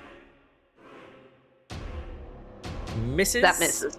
Yeah. Which, as it sort of clatters to the ground in front of you. The last bandit Too far steps away, forward. 5, 10, 30. And shoots towards you, Judge, as you are in the center. With a 7 to hit. Misses. As it deflects off sort of the ground near you. Hits one I of the just put cobblestones. I put my shield, or not my shield, my hammer in front. Hit Cool. the hammer. That's the end of the bandit's turn. As we come to Judge, you see Zell has been hit with 2 arrows to the chest. I'm sorry, you can get healed by someone else. I am running 5. Oh, the lag is okay. 10, 15, 20, and I'm gonna jump right in front of where Zell is. That's where I'm gonna make my jump. So I run up and I just leap across. Okay. I'll do athletics. Yep. You don't need to do an athletics check if it's just a jump. Oh. Because Yeah, you've already done 10 feet of movement. It's a nat 20 anyway, so it's stylish. Cool. So Yeah. I do a cool little front flip as I make my jump across. I like and it. then I will. How much feet was that? How much do It I was a have nat left? 20, I think 26. that's all my movement. So I will just. Yeah, I'm gonna dash, and I'm gonna try to get 5, 10, and I'm gonna end up stopping right here, amongst the bandits, as Okay. I'll hold my warhammer in 2 hands, and I'll just look at him and say, "Come get some, motherfuckers." Okay, cool. Is that the end of your turn? That is the end of my turn. Very nice. As you see, Sorry. Yep. Paddy, 2 things that I didn't do that turn. I need to con save for Blade Ward, and we didn't Blade Ward the second attack. Both hit you though. The second one wouldn't hit with a Blade Ward. Oh, okay, yeah. Actually, fair play. You know what? I've forgotten it. So if you could do the con save, is it con save for concentration save? Yeah, con save 16, I'm fine. Cool. So it stays up. But yeah, thank you for reminding me that was there. We'll do that going forward. Because I'd forgotten. Do I still We'll take just- the damage for now? Because I'd forgotten, we're just gonna move past it. We'll come back to Okay. it in the next turn. But thank you for reminding me. Cool. The commander steps forward, looks to you, Judge, and pulls out her pistol, aiming square at you with a 24 to hit. It was whispered, but it was 24 to hit. That is, yeah, 24 hits. As you take 13 piercing damage.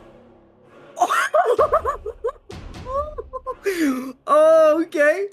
I She don't then- want some anymore. She looks to you, and you can see the smirk on her face widens. She says, "Come on, then." As that's the end of her turn. Diego. Come to you. Okie dokie. Unfortunately, everyone ran out of my range to do anything, so I guess I will. I need to know because I don't want to waste a big heal if He's on he one does HP. have the health back. No. Yeah. So did the second attack hit even though we had Blade Ward up? Yes, it would have hit, right? No, Well, no, wouldn't- because it Blade wouldn't. Ward would It have was a made it 15. miss. Blade Oh, Ward, Blade okay. Ward would have made it miss. That's Okay. what I was asking. Yeah. Sorry, I had it as a third attack from the other bandit. That's why I was confused. Okay, in that case, what we'll do is we'll say it was up and you regain the hit points, so you didn't lose those hit points. So Okay. you would still be on 7. it'd be 8. 7 because you 7, yeah, because so 8 you plus had 3, 6 so I'm more 7 damage. hit points. Cool. Sorry, I got confused there as well. Cool. Clear now. Cool. In that case, then I probably won't heal you because it's just a bit of a waste. I will run up to here, and instead, what's my range? Is it within 30 feet? Give me 2 secs. Sorry, I'm Yep. really sorry because that just changed everything. Knowing he does have the HP now. That's fine. Okay, I'm just looking at Bane. It is 30 feet, so I can't do it anyway. Fuck it, I'll stand here. Is this guy? Oh, he's just out. Never mind. I will instead. I'm going to use a healing word on Judge instead. So I strum a note using my bonus action to give him some delicious hit points. Let's see how well we do. Jesus, that was a high roll. Cool. We get an 11 hit, 1 point off max. So you get 11 hit points back. Very nice. That's my bonus action, and then as my action, I am going to. Is this bitch in 60-foot range? She is the little. I'm gonna say start playing my instrument as melodies and notes start to swirl around me, and as they start to flow towards her, I will use my version of Vicious Mockery, which is called Whispers of the Night. So she has to make a Wisdom saving throw, please. Cool. And that's the main captain. Yes, because she's pulled out the whip and started shooting people. So 13. 14, so she fails. So she has disadvantage on her next attack, which is great because she seems to do quite a lot of damage. And she also takes 1d6 psychic damage, which is this. A 2, but you know what? We'll take it. Yep. As she takes and 2 that's hit me points. done. Perfect. Cool. Very nice. Good turn. Sylas. Yes. Sylas will move on this ledge. Okay. You're getting up and on the he ledge. will. Yeah, if it's possible. Yeah. Depending on what you do next, it might be an athletics check. Just a heads up. Well, I'm just gonna cast a spell. Okay. Yeah. So I will cast Entangle, which is a 20 feet square. Can you throw it up just on the top? behind. Yeah, I will. Yep. Thank you. Perfect. Just behind them. Yeah. Yeah, just behind him. So I need a DC 14 strength save. If not, everyone in that square will be entangled. Cool. All right. This is interesting. It's a strength save. Let's do the big baddie first. 15. Shame. The Red Hood to the left, second. The 7, so they are affected by this. Who else was in this? Sorry. Like everyone else except the 2 on the bottom. Everyone but the 2 at the bottom. Okay, perfect. Let me just roll This those is quickly. where I. Yep. Am I in that as well? Nope. Strength save a 17, so the other one is not entangled. The let me just change the marker very quickly. We're gonna go with this one. Cool. Then the bandits are the last. Is it just the one? And the hounds. And the hound. I need to check the hound. Strength check. Yeah, the bandit is affected as well, and the other bandit succeeds. So, okay. Very nice. You got one bandit who's practically useless there. And then the hounds, last but not least. Let me just check something. Okay, yeah. They don't have immunities to anything. So yes, they technically can be. Okay. The first one succeeds. And the second one is happen, which counts. 16. Succeeds. Okay. But you have managed to entangle 2, including 1 cultist and 1 bandit. So they Can will you have to make draw- a. Sorry. I was just gonna ask if you can draw it because it's difficult terrain now. Yeah, it's also difficult terrain. So this area is difficult terrain. Cool.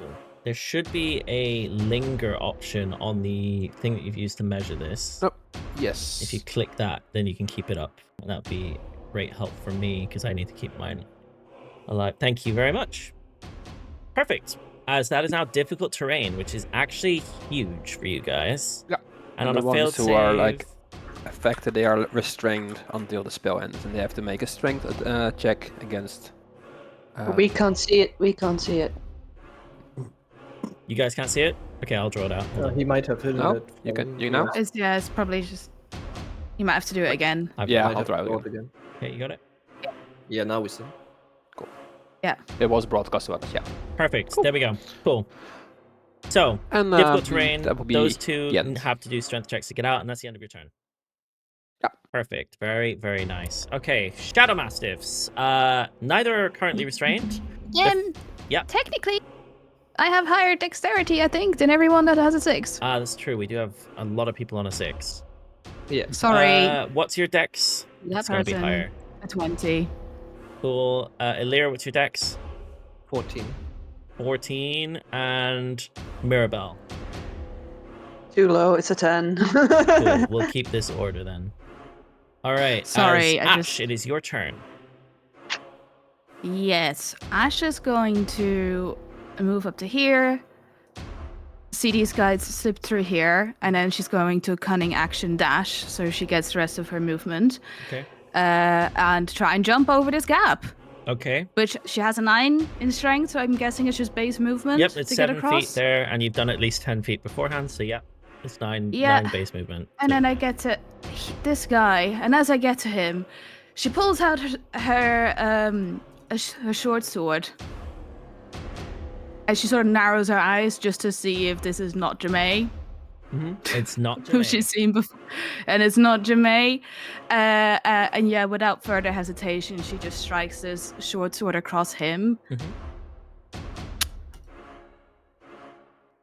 with a 15, Hits. and I get sneak because I have judge within his range. That's 14 points of As damage. he falls straight to the ground, dead. Cool.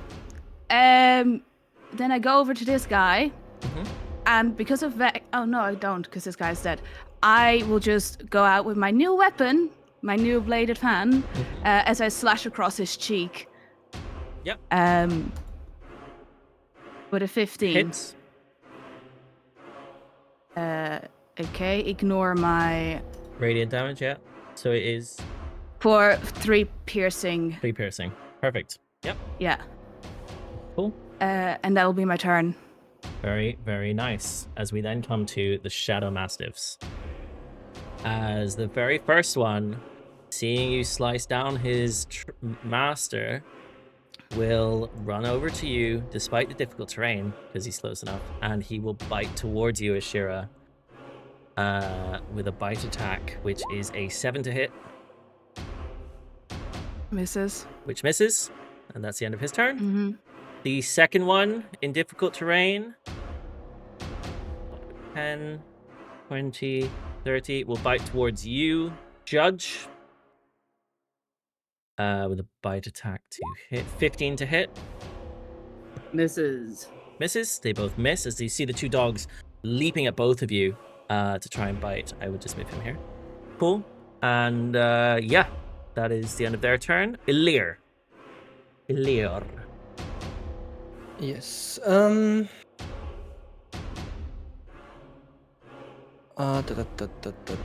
She did hit this guy, right? Yes. Like okay.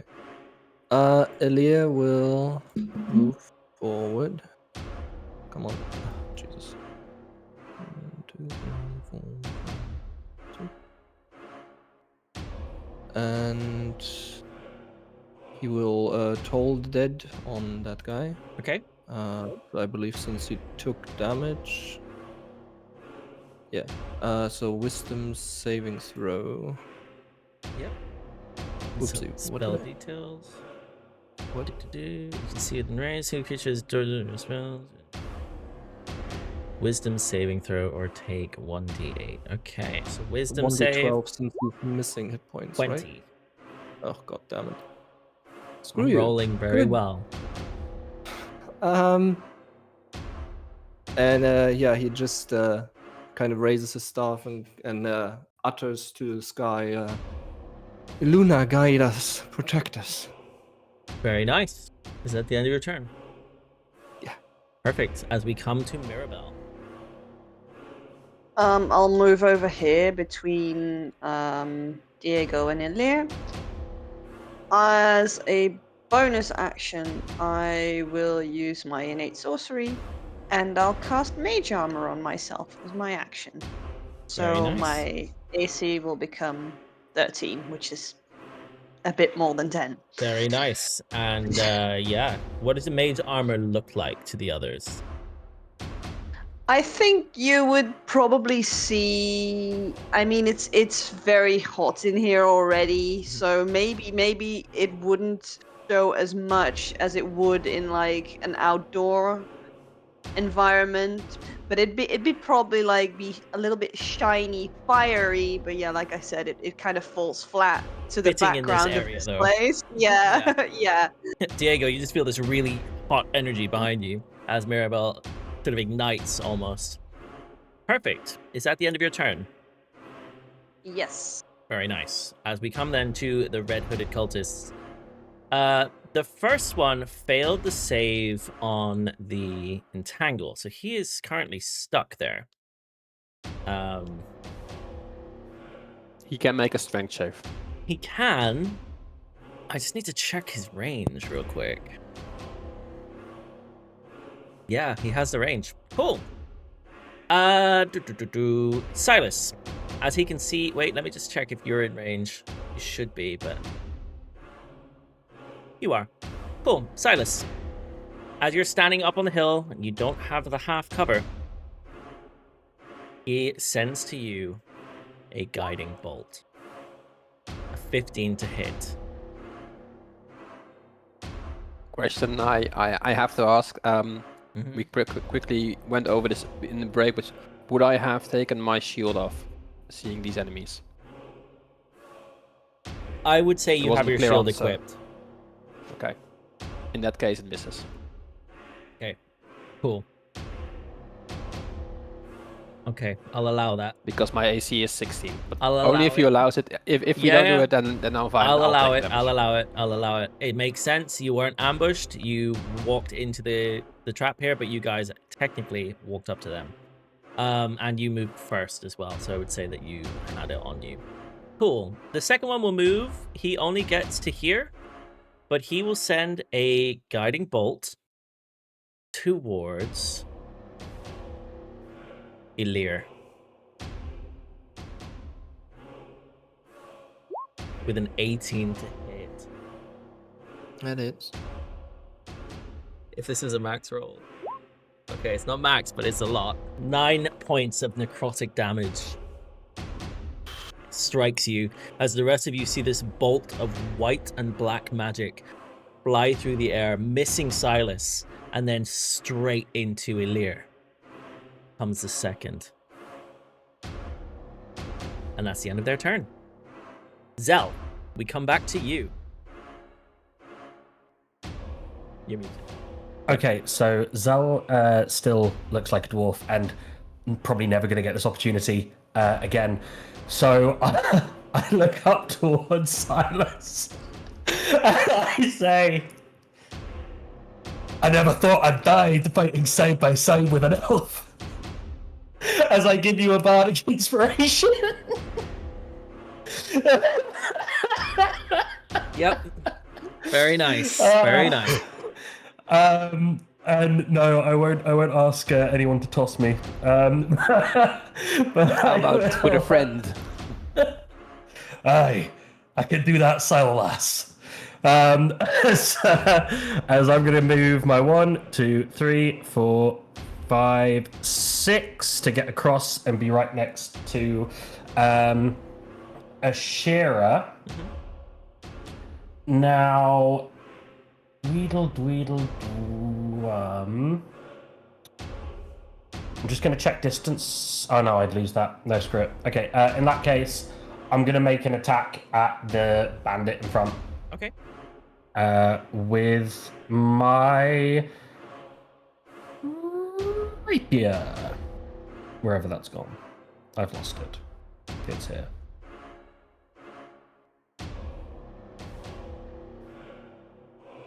That's a 12 to hit. Hits.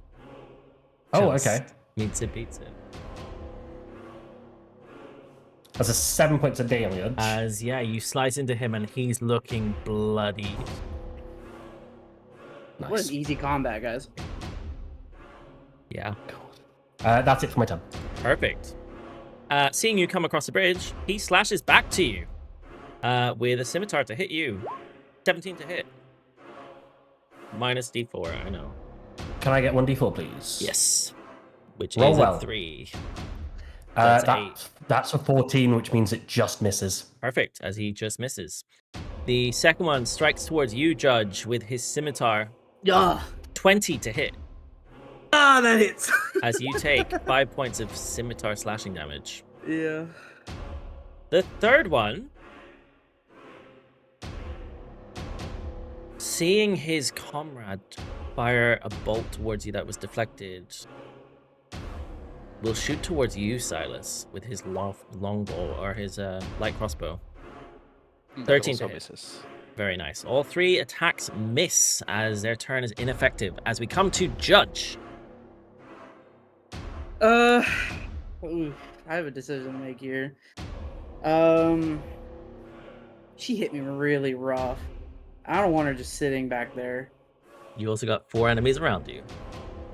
I got 2 around me. I can get around. It is difficult terrain as well.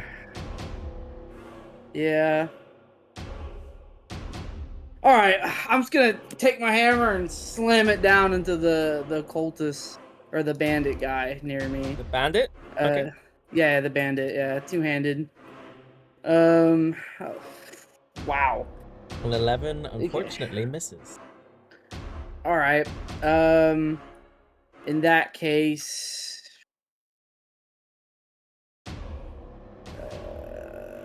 yeah, that's it. I'm just gonna. Yeah, I'm gonna stand my ground. Okay. I'll just look at her and I'll keep saying, "You haven't taken me down yet." She's just smiling at you the whole time. There's a I- smirk on yeah. her face during all this. There's fire raging behind her. The flames are flickering, and her eyes are on all of you, and she's just got a smirk on her face. She's relishing I just stare this. right at her. Like, I'm trying to As intimidate her. we come to her turn, and she looks to you, Sylas, having watched the other two miss, and attacks you with a pistol shot with a 20 to hit. She has disadvantage. At disadvantage, which means she has a 15 to hit. And that misses. Cool. Get fucked. Cool. As she steps forward. Which movements she have?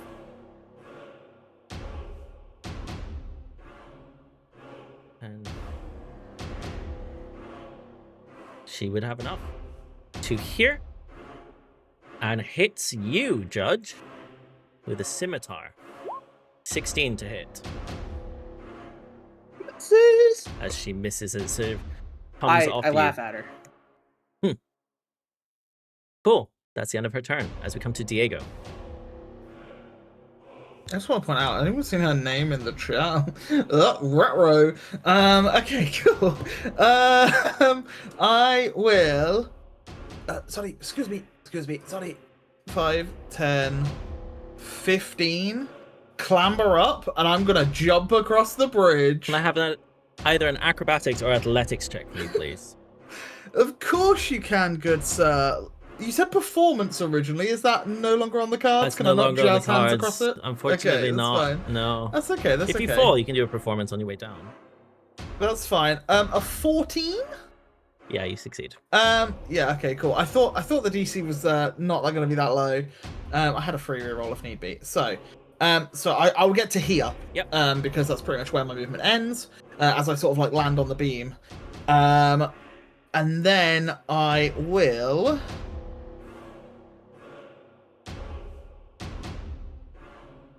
I'm gonna give a bardic inspiration to Judge as my bonus action, and I'm gonna vicious mockery her again. Okay. So wisdom save, please. Yep. DC 14. She fails. She has disadvantage on her next attack and takes. She's gonna shoot you next round. Yeah, she can try.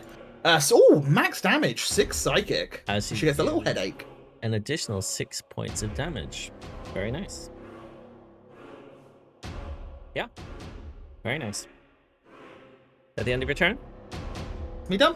Perfect. As we then move to Sylas, who's deflected Sylas will- life and limb so far. Yeah, exactly. Sylas will get off the ledge, run a bit forward, and will hurl a starry wisp to the commander in favor of she trying to hit me. Yep. Oh, that's the damage, I think. 15.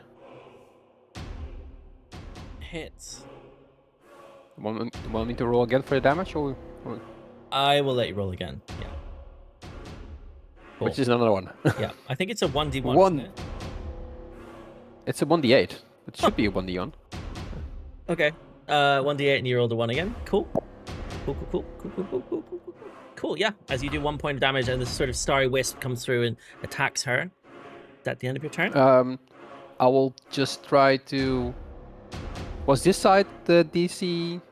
the higher DC than the other one? You jump over? technically could run across if you have at least a 10 in strength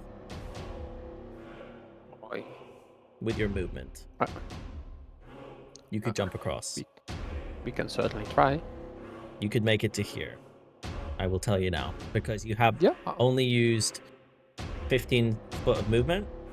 So you have at least 10, as long as you have 15 foot of movement left and you have a 10 strength score, you should be able to jump that valley there. Let's try that. Cool. Yeah. Can I it's just You just need to move across. You don't have to do any rolls or anything. cool. Yep. That's the end of my turn.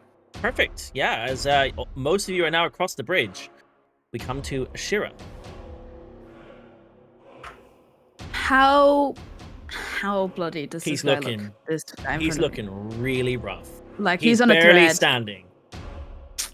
He's hunched over, bleeding out on the Ashira- ground. Oh wow. Okay. So I'm gonna. I think I have to say this ahead of time because I've never done this before. But I don't want to apply a sneak attack. I want to save it for this first strike. Okay. So I'm going to short sword at him. Fuck. Nat Okay, one. never mind. It misses. Yep, that's fine. And then I guess I will still try and go after him with my bladed fan, which Okay. then in this case would still The be able to sneak have sneak attack, yeah. Hits. which is a and 17, he dies because he had one hit. and he dies. Okay, because you don't need it, but yeah, which would have been 10 points of 6 damage. points of damage. 6 points of damage, yeah, because of the 4 radiant. Yep. Okay. Perfect. Yeah, you killed two of them Yeah, at the end of your turn. and I will. Can we move this body? I will take a step forward. Yeah. Thanks. Cool. That's my turn. All right, perfect. As we then come to the Shadow Mastiff, who, seeing you move closer, bites towards you, Ashira, with a 21 to hit.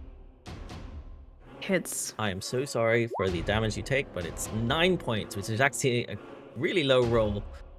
But yeah. Thank God. The second one, surprise, surprise, Judge, you're in range. Yeah, let's go. With a 16 to hit. Ah, you miss. You just got As he bites towards your ankles and easy misses combat. once again. Easy combat. Cool. As we then come to Elirr, who took a nasty bolt in between his turns. Speaking of, who is the guy that did that? It was, I believe, this man here. This one up here. Oh, that one there. Okay, we'll keep you in mind. For now, I'm gonna cast the Magnify Gravity. Okay. And in that sphere that should hit the guys that's standing opposite of Judge. God damn it, open up. So 10-foot sphere. Oh, that doesn't hit them. Shit. What? Can't do no? Can't I do a spear behind him that would hit them? No. You could do one that hits the dog. Yeah. but I Or you can't could sit go all off three to the because it's side, red. maybe? I don't know. It's up to you. That? Would that hit those that two? hits those two, yeah. I'll rule that hits the dog as well. Cool. Then I will do that. Yeah, On if you just those want to two. put a linger on Yes. that so that it stays there. How did it look? It should be a tick box in the... Linger. Ooh. Yep. That's cute. It's not a staying effect though. That's What? okay. It's just so I can see who it's affecting. What did I just do? Why does this get bigger now? I don't know. What? That looks like 15 feet to me. It says 10 for some reason. Anyway, how do I delete that again then? You just Sorry, click anywhere. I'm missing this for you. Anyway, you hit yeah, it's not a basically lingering these two effect. here. It's just the hit. The hit has an effect. It's not a Okay. Cool. concentration thing. So is it a wisdom save or a strength check? It's a constitution Con save. save. Con save, perfect. Yeah, the main lady fails it, and the mastiff succeeds, I believe. 16. I think it takes half damage though. On a failed save, a creature takes 2d8 force damage. Wow, and you rolled a 15, which is one less than On a max. successful, it takes half as much and gets no reduction to its speed. The other one gets its speed half. Takes a 7 points. 8 points. Can you round up? Cool. So Yeah. Commander Lady has a half speed for Half the speed. next until the end of its next turn. Mm-hmm. Perfect. Is that the end of your turn? Cool. As you do a whopping amount of damage. I will take a little step back because I don't like getting hit. And I will take a bonus action to sip a potion. Yep. Potion. Be able to click on that, right? Nope. Oh, it's in the other thing. I'm sorry, I'm very well prepared. Potion that thing. You take your potion. Yeah.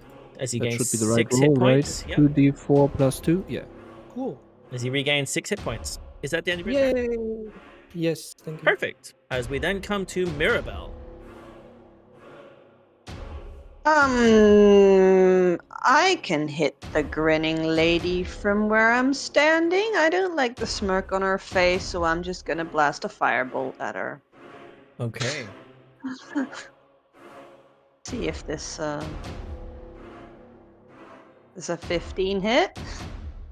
Advantage because of the innate sorcery. Mm-hmm. A 15 does hit. Wow. Wow. As Sorry, you guys. do 2 points of fire damage. Yes! I am so strong. Very Let's nice. go.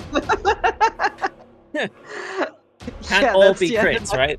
No. No. But when I crit, Yeah, it when will you be do, good. it's rough. But yeah. No, Cool. yeah. Okay. That was my my addition for this. Perfect. Perfect. As we then move to the cultists. The first one, next to Diego's side, will attack Diego. Diego.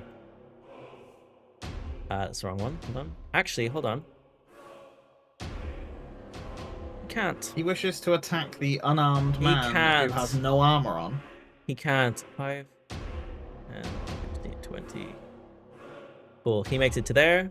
The second one will use a strength check. Try and get out of his entanglement. Wait, why couldn't he Which fire he it at doesn't. me? Because he doesn't have that. He only had the one use. Cool. Oh. As, yeah, that's the end of their turn. As he fails his strength check to get out of the entanglement. Cool. Zell, can I just double check the entanglement? Does it last just until they break out of it? How long does it last? I'm gonna check. Entangle.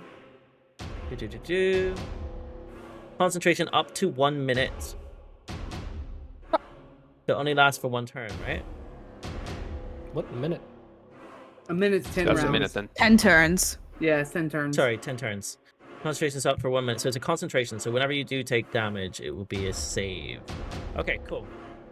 All right, But don't hit so Zell. Yeah, Zell. We move to you.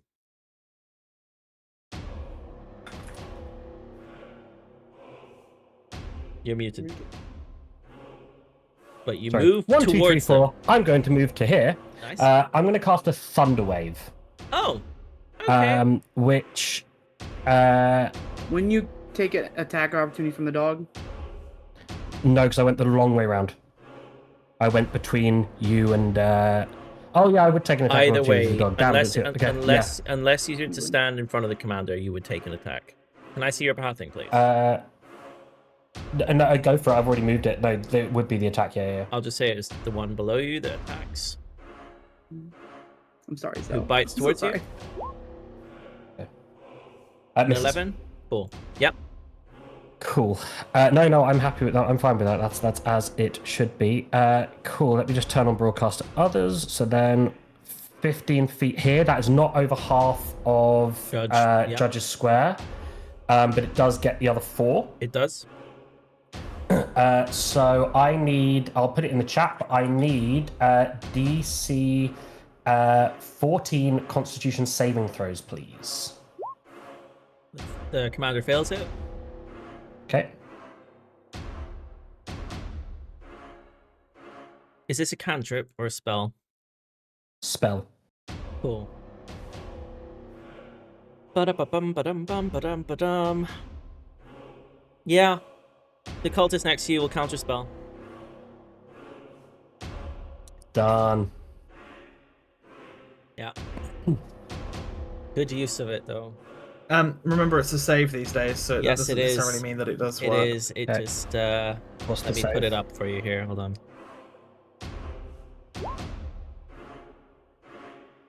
Con save. Okay. So on a failed save, the spell dissipates with no effect. So 19. You succeed, so there's no effect. Okay. So yeah.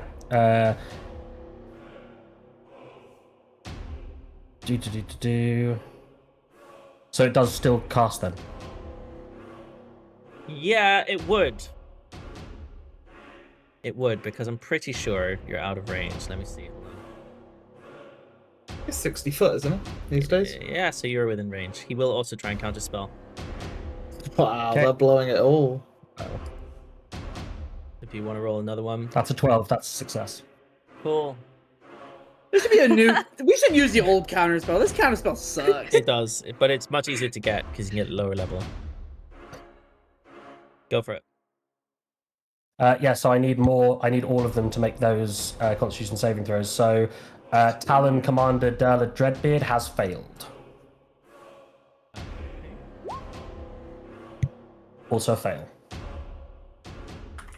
So fail from the bandit. How many of the dogs are in this? Is it just the one or both of them? Just the one dog, He fails as well. and then also the cultist closest to me. Yeah. Yeah, there was a reason I was trying to trying to do this because I know. Okay, one succeeds. Okay, cultist is fine. That's 2d8 thunder damage. Anyone who failed is pushed 10 feet away from me. You can run this how you want, DM, but with the fact that there's a large wall next to them, those three next to each other are kind of gonna blam into one another. I'm just saying. Can I have you roll damage first? That's 8 points of thunder damage. Nice.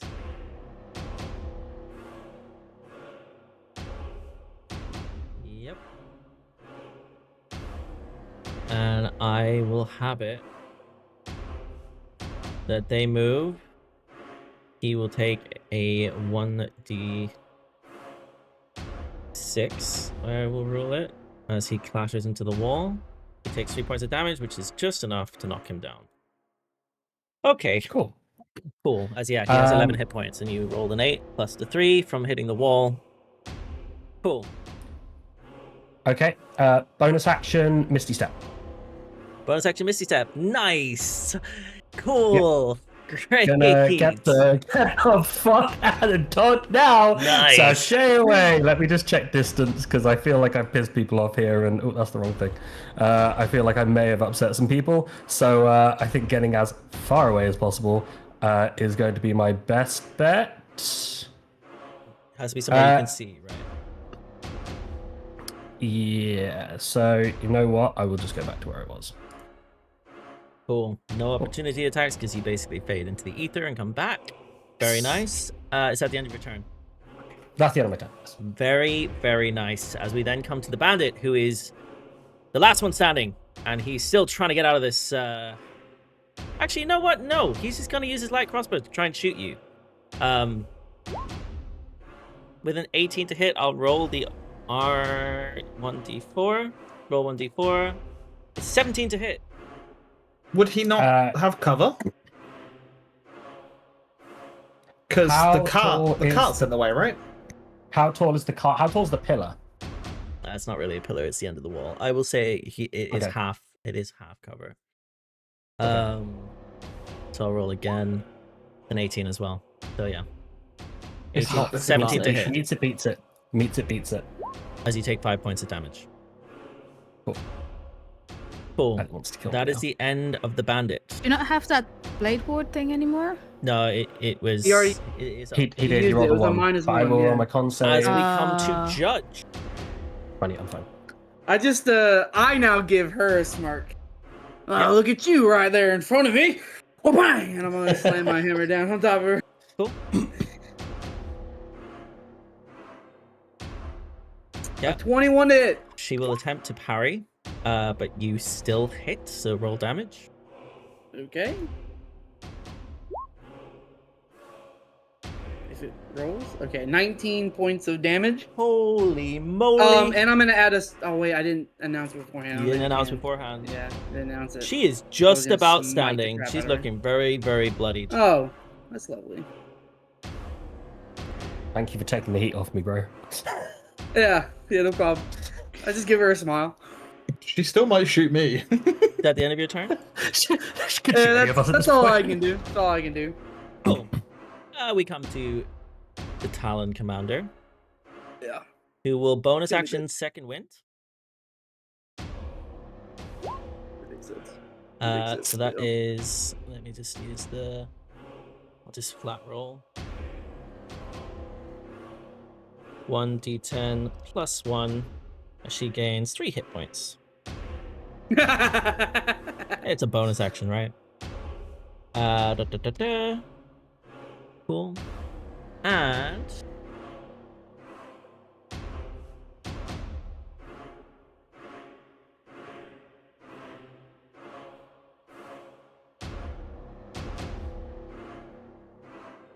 she will use her legendary action, which is Shadow Resist, so she only takes half damage on her next attack. That hits her. And she will use her pistol to shoot at Diego. With It's 17 gonna be to a hit. disadvantage. It's a At disadvantage. disadvantage. 11 to hit. Yeah. Yes. And then she will swipe at you with her scimitar, Judge. Yeah, go ahead. 13 to hit. Yeah, misses. Cool. I laugh at her again. And that will be the end of her turn as we come to Diego. Sweet. So she just did an ability that the next attack only does half its damage. Yes. Guess who's going to attack her that does pitiful damage anyway? The next hit I only will does half its use- regular damage, correct? I will do my vicious mockery against her, please. Cool. So wisdom save. Yep. 22. Ooh, she succeeds, so she doesn't take the damage. That's fine. Okay. Instead, with a bonus action, I'm gonna have to. I think I'm gonna run to here. so I'm covered by the wagon if need be, and I will bonus action healing word Zelentrus. Okay. Thank yous. As you gain It's 7 a low hit roll, points. but 7. Very nice. Cool. And at the end of your turn, Elirr uses another legendary action. Fall from the Shadows. As she calls through 1d3 additional Shadow Mastiffs to the fight. All 3! Lucky you! As next to her, as they would all appear next to her, appear 3 Shadow Mastiffs. Tough roll. Out of curiosity, Uh-huh. how many points does that use for her legendary action? Because normally a creature would have a set amount per round. She's out of them, but it's at the end of your turn. She has Yeah, because she used another one in her turn. yes, which I technically could have yeah. used before Judge hit, but Yeah. I used afterwards. But that will be her last one. I will tell you that much. Until the next round. Until Cool. the next round. It's technically her turn. I guess you could say it happened on her turn. We're gonna move past it. You guys did a lot of damage anyways. I probably could have used it before. Anyways, whatever. We'll go through. Go on. Diego, is that the end of your turn? Yes, cool. Sylas. So happy that Diego is standing in front of me, protecting me. As I hurl a starry wisp to the commander. Okay. Yep. A 19. Definitely hits. You want to roll damage? 6, so that's a 3. And you do 3 hit points, which was the 3 that she regained. Very nice. So she looks very bloody. Is that the end of your turn? Yeah, I'm happy where I am. So good luck with the other attacks, guys. Cool. Ashira. I like to think that Ashira was about to take a step forward and then just sort of half stumbles into the massive that just appears out of nowhere. Yep. And she's like, fuck, but she had her sword out as she was gonna go ahead, so I'm just gonna say that she takes her short sword and tries to jam it into the head of the creature in front of her. The one up the bridge, yeah. Just straight ahead of me. Mhm. At a 12. Hits. Oh, okay. I do get sneak on this, so it's 13 points of damage. Very nice. Yep, as you do 13 points of damage. Now, because of Vex, I get advantage on my next strike. This thing is not undead, is it? It's just a monstrosity. You wouldn't know. Well, you will let me know if I hit. I will, yeah, when you hit. It is a monstrosity. Whoops, correct. whoops, ignore that. Okay, so my advantage, a 23, which is not a 20. Mm-hmm. As you do 3 Which is points 2 of damage. piercing? Is it not No. 3 because you got the +1? Isn't that the custom? Is that... I think that's my sneak attack that's not ticked off. Ah, okay. I was curious. Okay. In that case, yeah, 3 points of damage. And that's for the same one? Yeah, Cool. Is that the end of your turn? yeah. Alrighty. Massive's turn, guys! The first one will take the opportunity to attack and run down to Zell. Actually, he doesn't need to, but he'll bite at Zell. Hey, Zell. 13 to hit. Can you roll me a 1d4, please? This roll is just so unnecessary, but sure. Yeah, okay, a 9 to hit. Didn't need to roll that on AC 15 anyway, but yeah, no, that misses. Wow. Okay, the next one will bite towards you, Ashira. The one in front of you, who you've just attacked. The 16 to hit. Misses. Misses. Yeah, Really? I just got new armor the other day. Okay. Like, now it misses. Okay, I wasn't expecting that. The one to the left of her will attack you, Judge, to bite with a 17 to hit. Misses. The one on her left, the one to her right, as we look at it, bites towards you with a 23 to hit. That hits. As you take 9 points of damage. Ooh, okay. The other one... I don't break eye contact towards her, by the way. I just keep staring at Okay, her. the other one runs down to you, Ashira. The other one bites towards you with a 8 to hit. What are these rolls? Cool, as he misses. All right, Elirr, we come to you.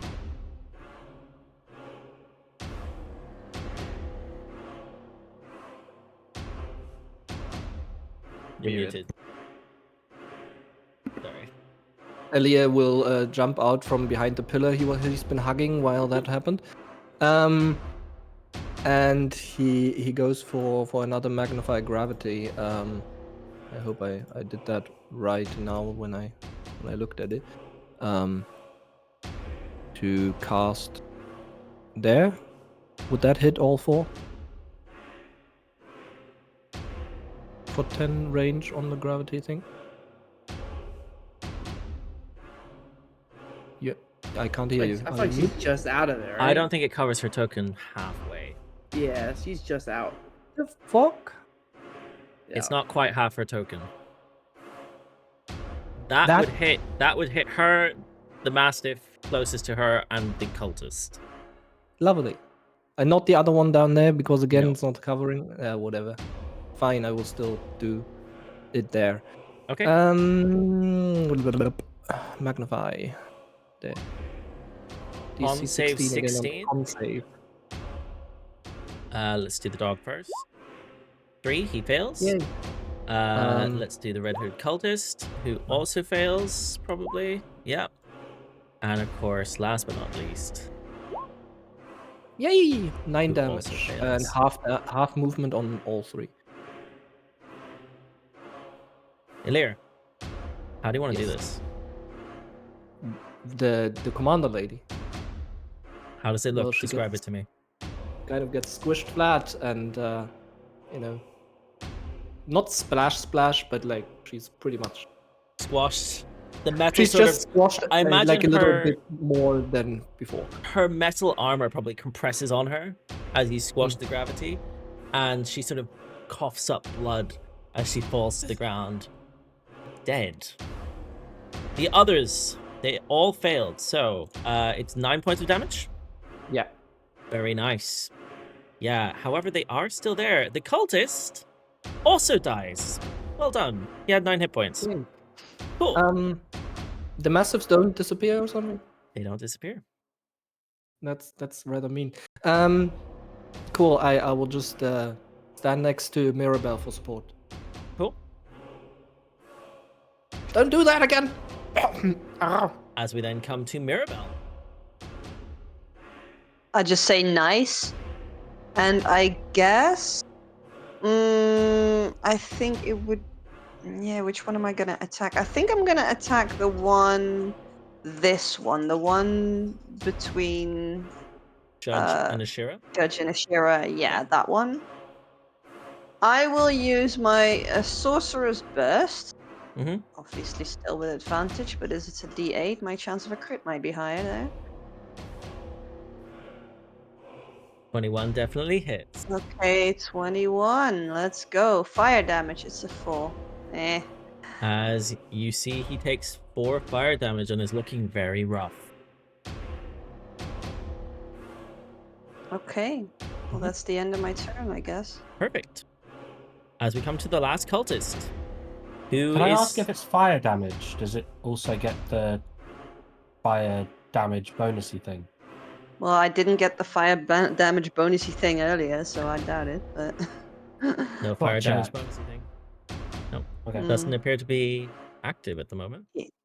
As, the other cultist tries to escape the grasp of this tendril that's held him since the beginning of the game. With a 17. The same roll, so he succeeds. As finally, yes. he's no longer entangled, and he steps down to here. Can't get any further with the difficult terrain. So yeah, that is the end of his turn. As we come to Zell.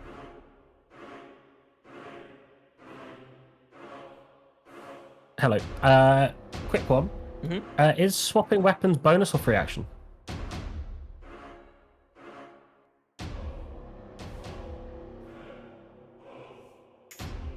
Bonus. Okay, no worries. In that case, instead, For outside I of combat, will... free action. But Yeah, that's fine. yeah. Yeah, that's okay. I will move myself to.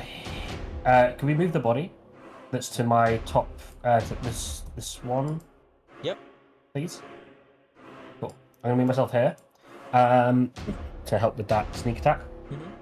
And then I'm going to attack. Which of the two looks weakest? They look the same. They look the same? Cool. I will attack the one that bit me then with my rapier. That's Hits. a 22 to hit. Hits. That's 6 points of piercing damage. As you do 6 points of piercing damage. Very nice. Yeah. And then for my bonus action, I can't think of anything to say right now other than kill him, dead. And I'll chuck a bardic inspiration to Ashira. Perfect. Yeah. So Sylas and Ashira both have bardics. Is that a bonus action? Yeah. You already had your bonus. Did you not change weapons? No, I didn't. He didn't Okay. change. He No, didn't I didn't change, actually change. I didn't Okay. choose to because otherwise I would have swapped to scimitar and done 2 scimitar attacks. But there was no Okay, point, so. the bandit who is still entangled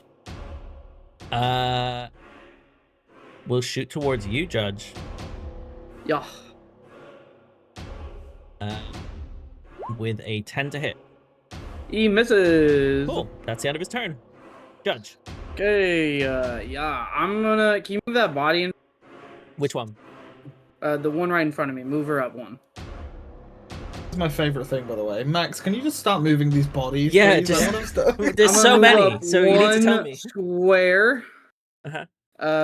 That way I'm in between all, and I am going to I'm gonna divine smite use one of my spells on the one to my the dog to my right. Okay. That is a 13. You have Bardic, remember? Oh, never mind. It hits. Okay. So this is the normal damage, and then let me get my other damage up there. My divine smite.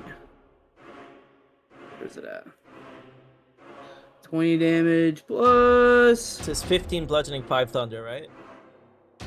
Yeah. Okay. Oh, it didn't put it out there. And then your divine. Isn't it? It's 2d8, It's right? 2D. Yeah, I'm gonna roll right now. Sorry, this roll No, it's 20 fine, super you're all slow good. for me. And it's radiant damage? Divine smite is radiant. Yeah. 23. Yeah, 23 damage. As he takes a further 3 points of damage. Cool. Double check he's not. He'll take extra for radiant. No.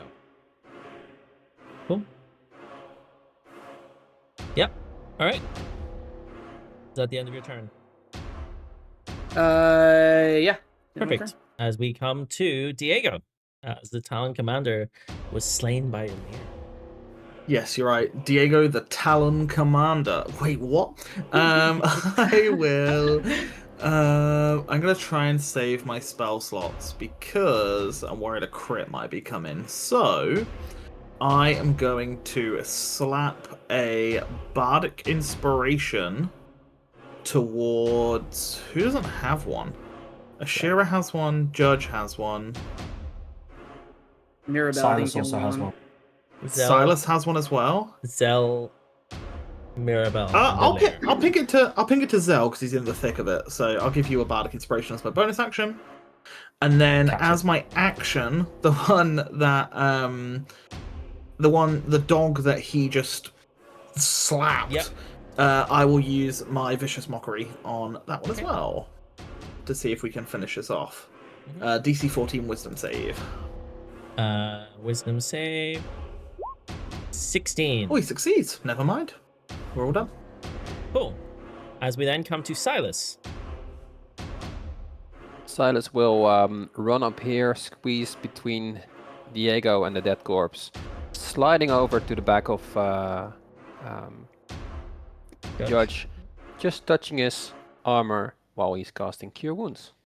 Very nice. Wait, did you move up out of? Where were you? Where did you move up from? It's fine, Basically it's through fine. Diego. From behind, yeah. Okay. So Judge will get 13 hit points back. Oh yeah, baby. Very nice. Very, very nice. And that is the end of my turn, because if I move, I will get an opportunity attack, so... Perfect. Ashira. Yeah, so the one that Zell just hit and the one I've hit, which one's looking more rough? The one that Zell hit. You hit the one in front of you, above you? I hit He's this looking one, rougher. and I don't know He's which. looking rougher. And okay, then my first attack will go to the one that Zell hit. Okay. As she then sort of turns away from the other one behind her and slashes towards him for 21. Hits. That's 9 points of damage. Cool. Doesn't die. Nope. Okay, that's fine. I will then use my bladed fan against it for advantage. Mm-hmm. This is the one below you, right? The one that Zell was hitting. I don't know Yeah, which one that cool. was. For 3 piercing damage. Okay. Same one. Yeah. Cool. Still going. Oh yeah. Okay. That's it. That's all I can do. Let me just adjust something quickly. Yeah. Okay. Is that the end of your turn? Yep. Perfect. As we come to the Shadow Mastiffs. The first one steps away from you, Zel. You have an opportunity attack.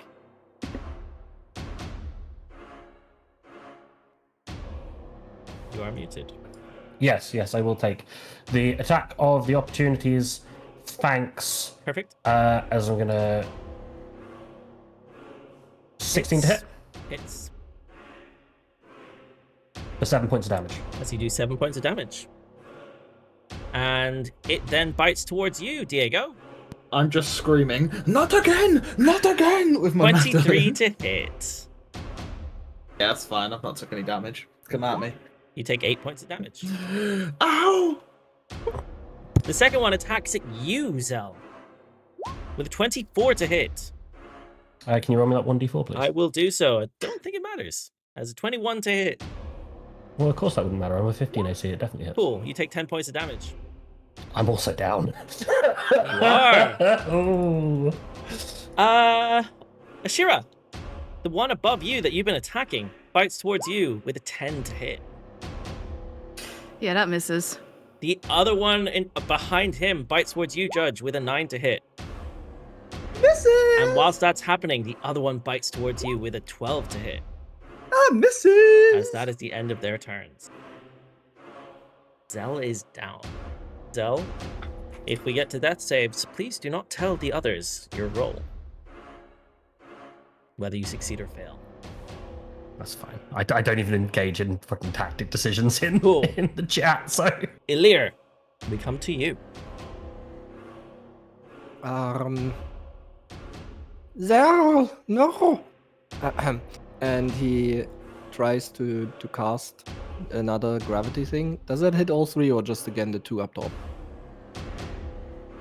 The two above. I hate this Durga thing. The two above, yeah, the two at the top, not the third one. I hate it. It needs to cover at least half the token, which because it's circular, it doesn't. Okay. It's also a 10-foot radius, and every time you do it, the one square is 5 foot. Yeah. So it's actually only the square it's on and the squares around it, because technically you're moving 15 foot from that square. Oh. It shouldn't affect anything on the outer rim. But a 10-foot radius is 20 diameter, right? Yes. But it's not. I don't believe your spell isn't 10-foot radius, is it? It's It's a a 10 foot It's a radius. 10-foot radius, but it's from the center of the square, rather than the corner.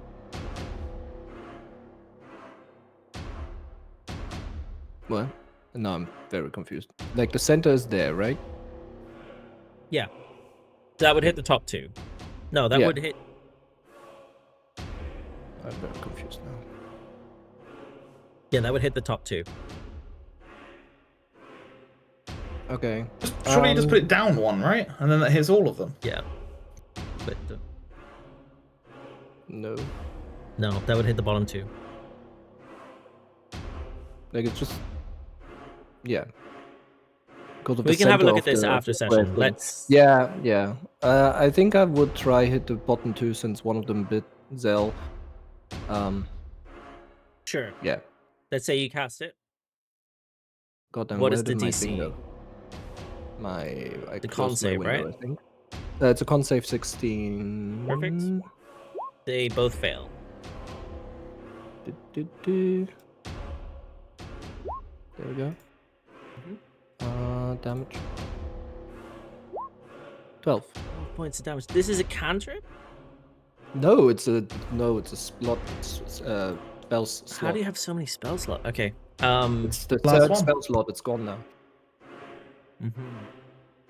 Yeah, so 12 points of damage as they take the full brunt of it.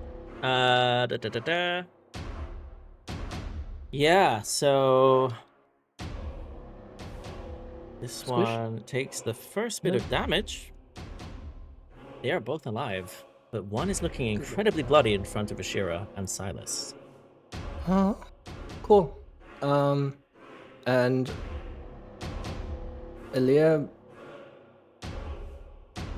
will fly over there. Okay. Try to get to Zell. Is that the end of your turn? Mm-hmm. Perfect. As we come to Mirabelle. So, the one I hit earlier, is that now the one between? Is that one? Yep. Mm-hmm.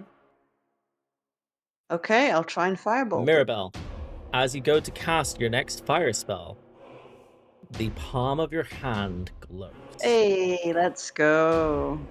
The rest of you would notice the fire around you flickers as if there's a breeze running through it. Let's go. 20 definitely Think it's hits. 20. Can you roll damage twice, please, for me? I certainly can. 15, let's go. And that's towards this one here. Yeah, the one between Sylas and... It disappears as you set it ablaze. It dies. Nice. Yeah. Is that the end of your turn? That's one. Yeah, Perfect. Cool. As we come to the cultist, who tries to make his way down 5, 10, 15, 20, and hits you with a whopping ritual sickle. A 6 to hit, Judge. I laugh at him and just get away. Just... Cool. As that's the end of his turn, we come to Zel. Watch me roll a d20 right now. There's no dice. How do I roll it to myself? You click Whisper on your toggle. top left of your sheet. Got ya. Whisper. That one. Roll. That's a number. That is a number. That is a number. That is a number. Okay, cool. The bandit, seeing that there's one on the ground, shoots at him with a 21 to hit. It's a disadvantage. With a 17 to hit, which hits. He's down anyways. Cool. And that's an auto crit. That's 2 death saves. Yeah. Nah. That's It's one. That's ranged. auto. It's It's a range ranged. attack. Only melee attacks get the auto crit. It's only melee is the only one that That's gets auto crit. crazy. Yeah. Fortunately for Zel. Yeah. So you guys see this hit the limp body of Zelentrus on the ground. Judge, we come to you.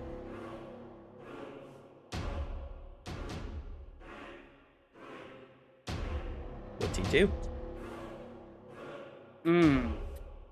Just quick, how many failures does that add to me? 1. 1. Cool. Otherwise, I'd be saying something else. What Judge do in this case? You guys are playing He would. really dangerous here. I'm sorry, he would. Judge is gonna take 2 opportunity attacks, and he's gonna run down to Zell. Actually, 3, and I'm going to heal Zell. I would say it's the 2 because you'd get in between. Like, are you going here? No, I'm going right next to Zell. Defo 3. Yeah, it's Defo 3. I take the 2 dogs and the bandit. Or in Oh, you're going here. Yeah, I'm going right next to Zell. Oh, you take it from the cultist. I see. Yeah. Yeah, that's why I forget he exists. And I run down to Zell. 11 to hit from the cultist. Nope, miss. 12 to hit from the dog. Miss. 19 from the other dog. Miss. Nope, that hits. As you take 7 points of piercing damage. That's fine. As I get to Zell. And you need to make a strength save. They knock you prone every time they hit you, don't they? No. 23 I know, it says in the description of Does it, it? but I know we haven't been doing it. Yeah. I got a Just bite 23 melee. anyway. What it says to me. Um, If the target is a creature, it must succeed a DC 13 saving throw or be knocked prone. It's fine. Fine. We'll play it out. You are correct. yeah, as I get next to Zell, I am going to use... I'm going to do my lay on hands and give him all 10. Okay. As you gain 10 hit points.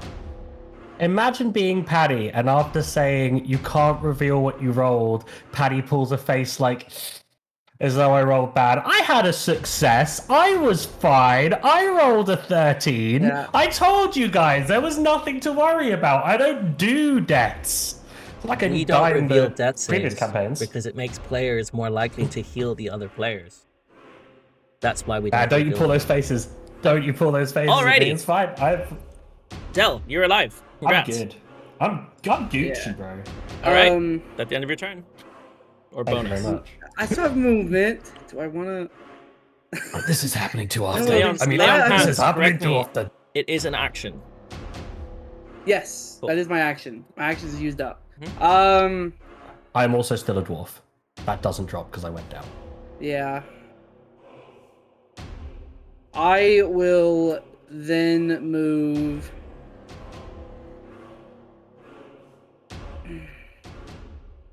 No, I'm gonna stay right there to try to keep protected from one angle. Perfect. So yeah, I'll stay right there. Diego.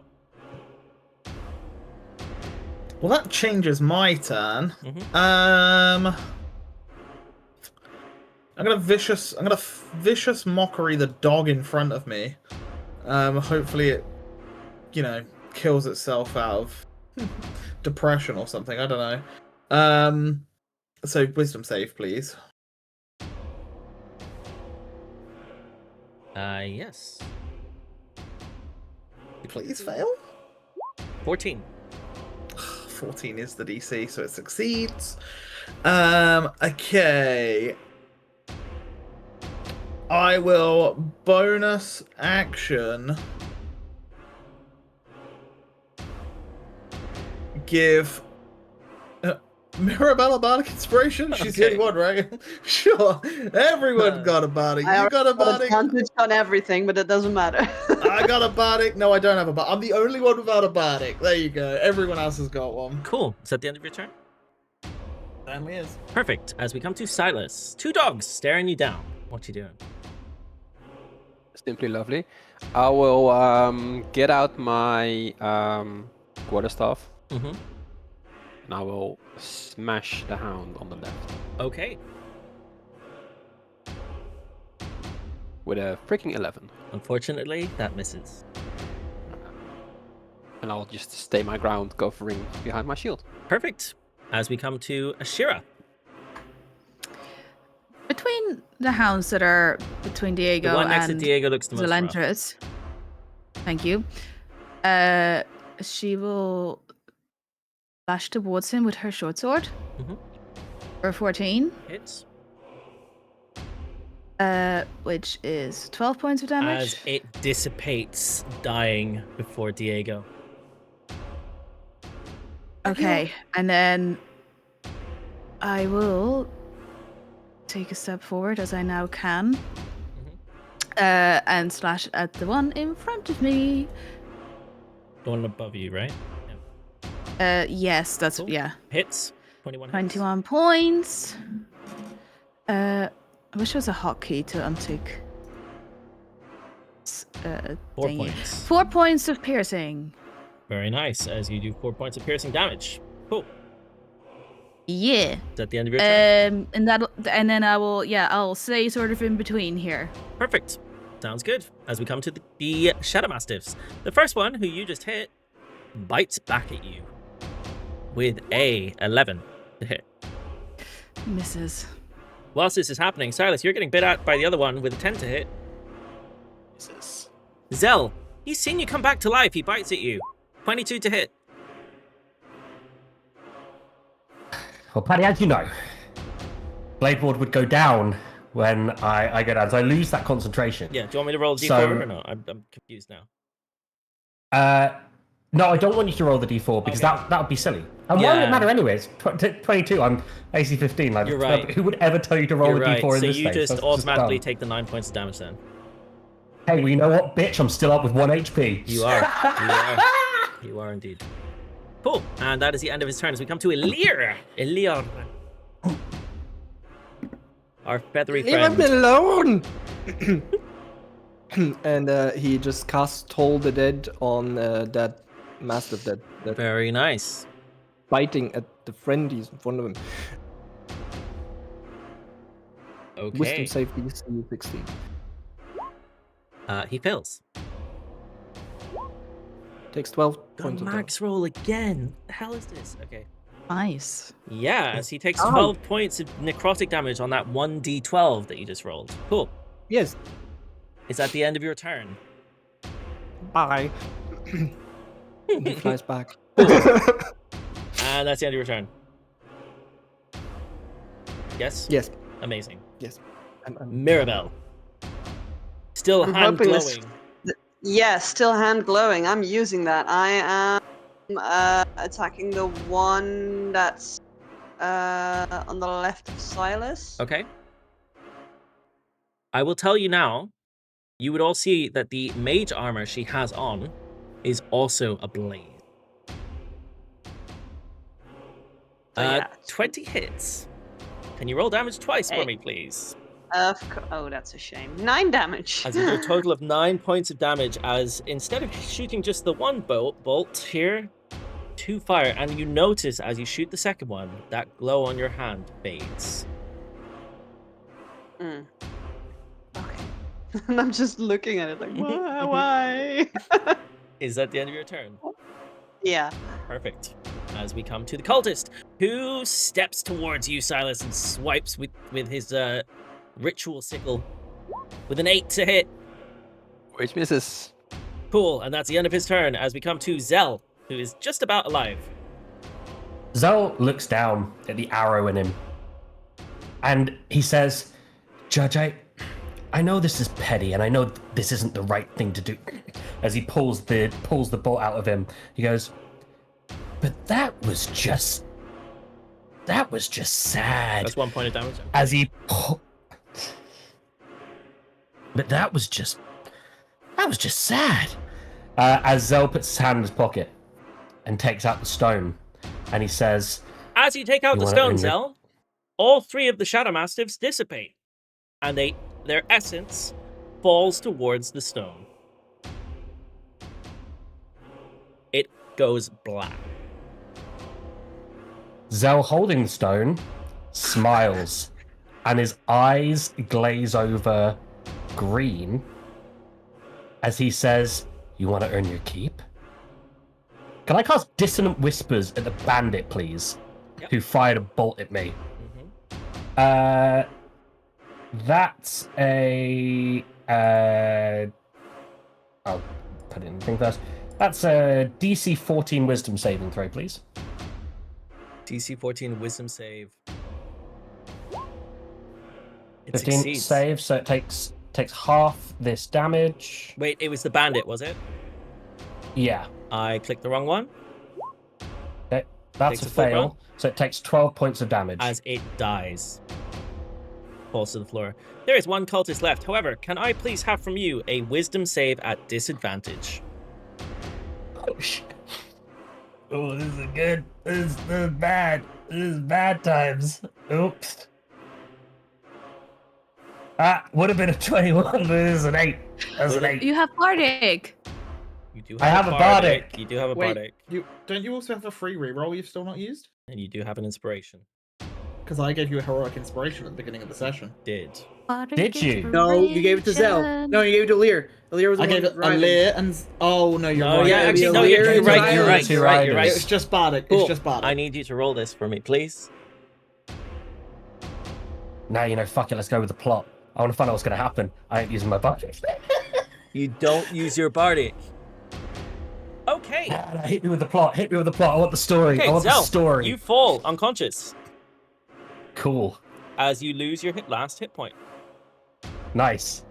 You're not dead. Is he but you're- dead? You're doing death saves. Oh. Cool. Yeah. That's funky. I like it. Cool. Do it for the plot, man. Yeah. The bandit is dead. Judge, we come to you.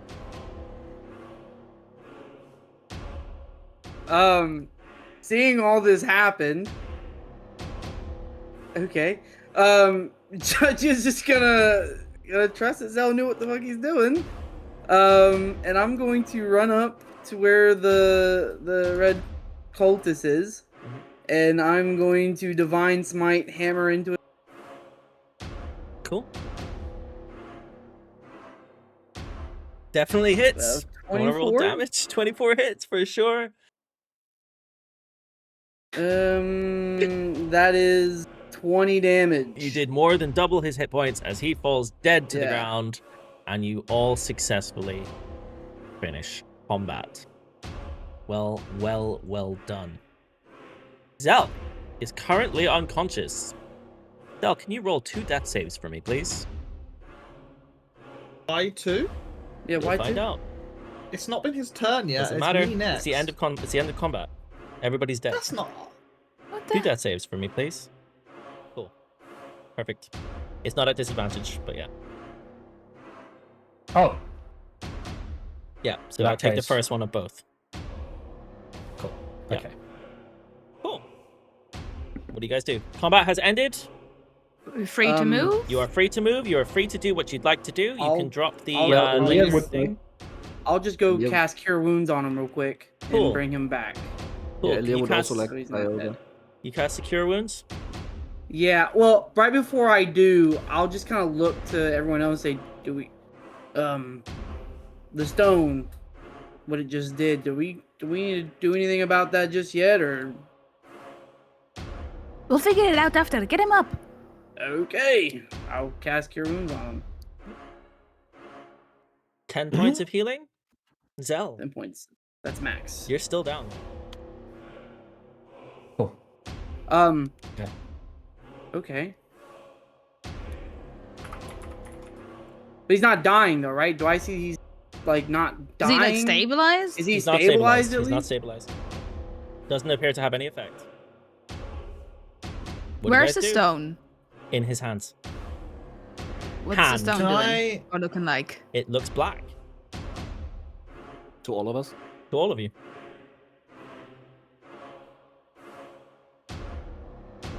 I'll grab the stone out of his hand. Okay. Can I have you roll for me, please, a wisdom saving throw?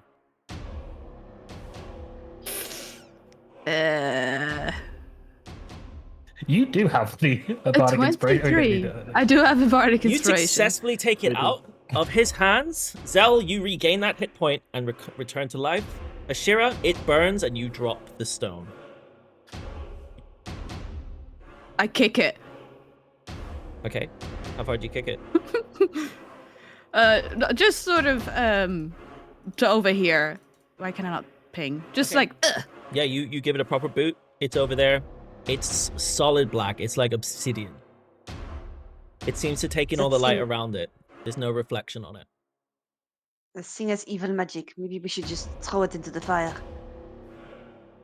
Won't work. Always comes What? back. What happened there, Zell? I feel like Great question. Not gonna lie, that felt new. That wasn't Seraphine, that wasn't Azulara. Nope, that doesn't feel the same. Not gonna lie, was a little bit, sorry, using the wrong voice there. Not gonna lie, was a little bit angry. Still look like a dwarf. But I was kind of asking on a bit of help from Seraphine there. Ouch, everything hurts. Not sure about that. Don't like that. What that's what not Seraphine happened? in the stone anymore. Well, she apparently was there. This could be something different. Shadow's not her thing, I don't think. You saw what happened? Like the dogs just and the stone. Usually Or when it's did you green. drop out? Not too sure about it. I mean, we can leave it there, but it's going to come back. So, No, when did you lose control? Did you? oh, probably about the time I saw red when I pulled out the bolt from my leg. It hit me right in the knee. Well, it kind of absorbed the dark doggo things, and then it yeah And then you fell. Hmm. destroyed the other guy. Can I have a perception check from Sylas and Diego, please? 17. There you go. Diego. I use one of my I use my reroll for the day. Okay. I'll use my bardic, by the way. If it still counts. You can definitely use your bardic. It's supposed to be D6, right? I use the lucky. Okay. As you rolled a 7 and then an 11, a 14 D6. is okay. Sylas with a 22. Diego with a 14. Diego, with a 14, you notice that the crow on the left, this one over here, which is actually perched on this rock, has green eyes. But like glowing like Judge's green eyes do. As does this one, hovering above in circles. Sylas, with a 22, you notice this, and you also notice that the stone now glows green. The same color? Same color as those eyes. And the same color as Judge's eyes. And the crow's eyes. That glowing green color. Guys, why Yeah. do these crows and the stone have the same exact color as What Judge's eyes? The Seraphine crows. That's her thing. 1 second. I'm gonna healing hands myself. Yep. For 2d4s. Yep. For 6 And hit points. I will tell you now that the cure wounds that Judge used on you also comes into effect. Sorry not to say that beforehand, so you're now full health. As again the 10 that he put into you with cure was it cure wounds? Your Yeah. wounds. Yeah. And as you do so, the glow on the crow's eyes, for anybody who is watching, they go back to black. Mhm. They sort of flap their wings and fly off. The stone glows that green color. Zell, there's a smirk across it. Only you see that. And that is where we call tonight's session. I want to say before we head off, well done, everyone. This was a very difficult combat. I think even if you had to fight the Mastiffs till the end, they were all on very low hit points, so you would have done it anyways. And it's with that combat we end what I would call Chapter 1. And you guys do, in fact, become level 3. So congratulations. Next session, we'll be picking up. You will be level 3 characters. Let's see what happens. What is happening with Zell and his stone? What is going on with Mirabelle and her flaming sigil on her hand? And now that Elirr has finally taken damage this campaign, what will he do next? Let's find out in the next episode. Until then, bye-bye.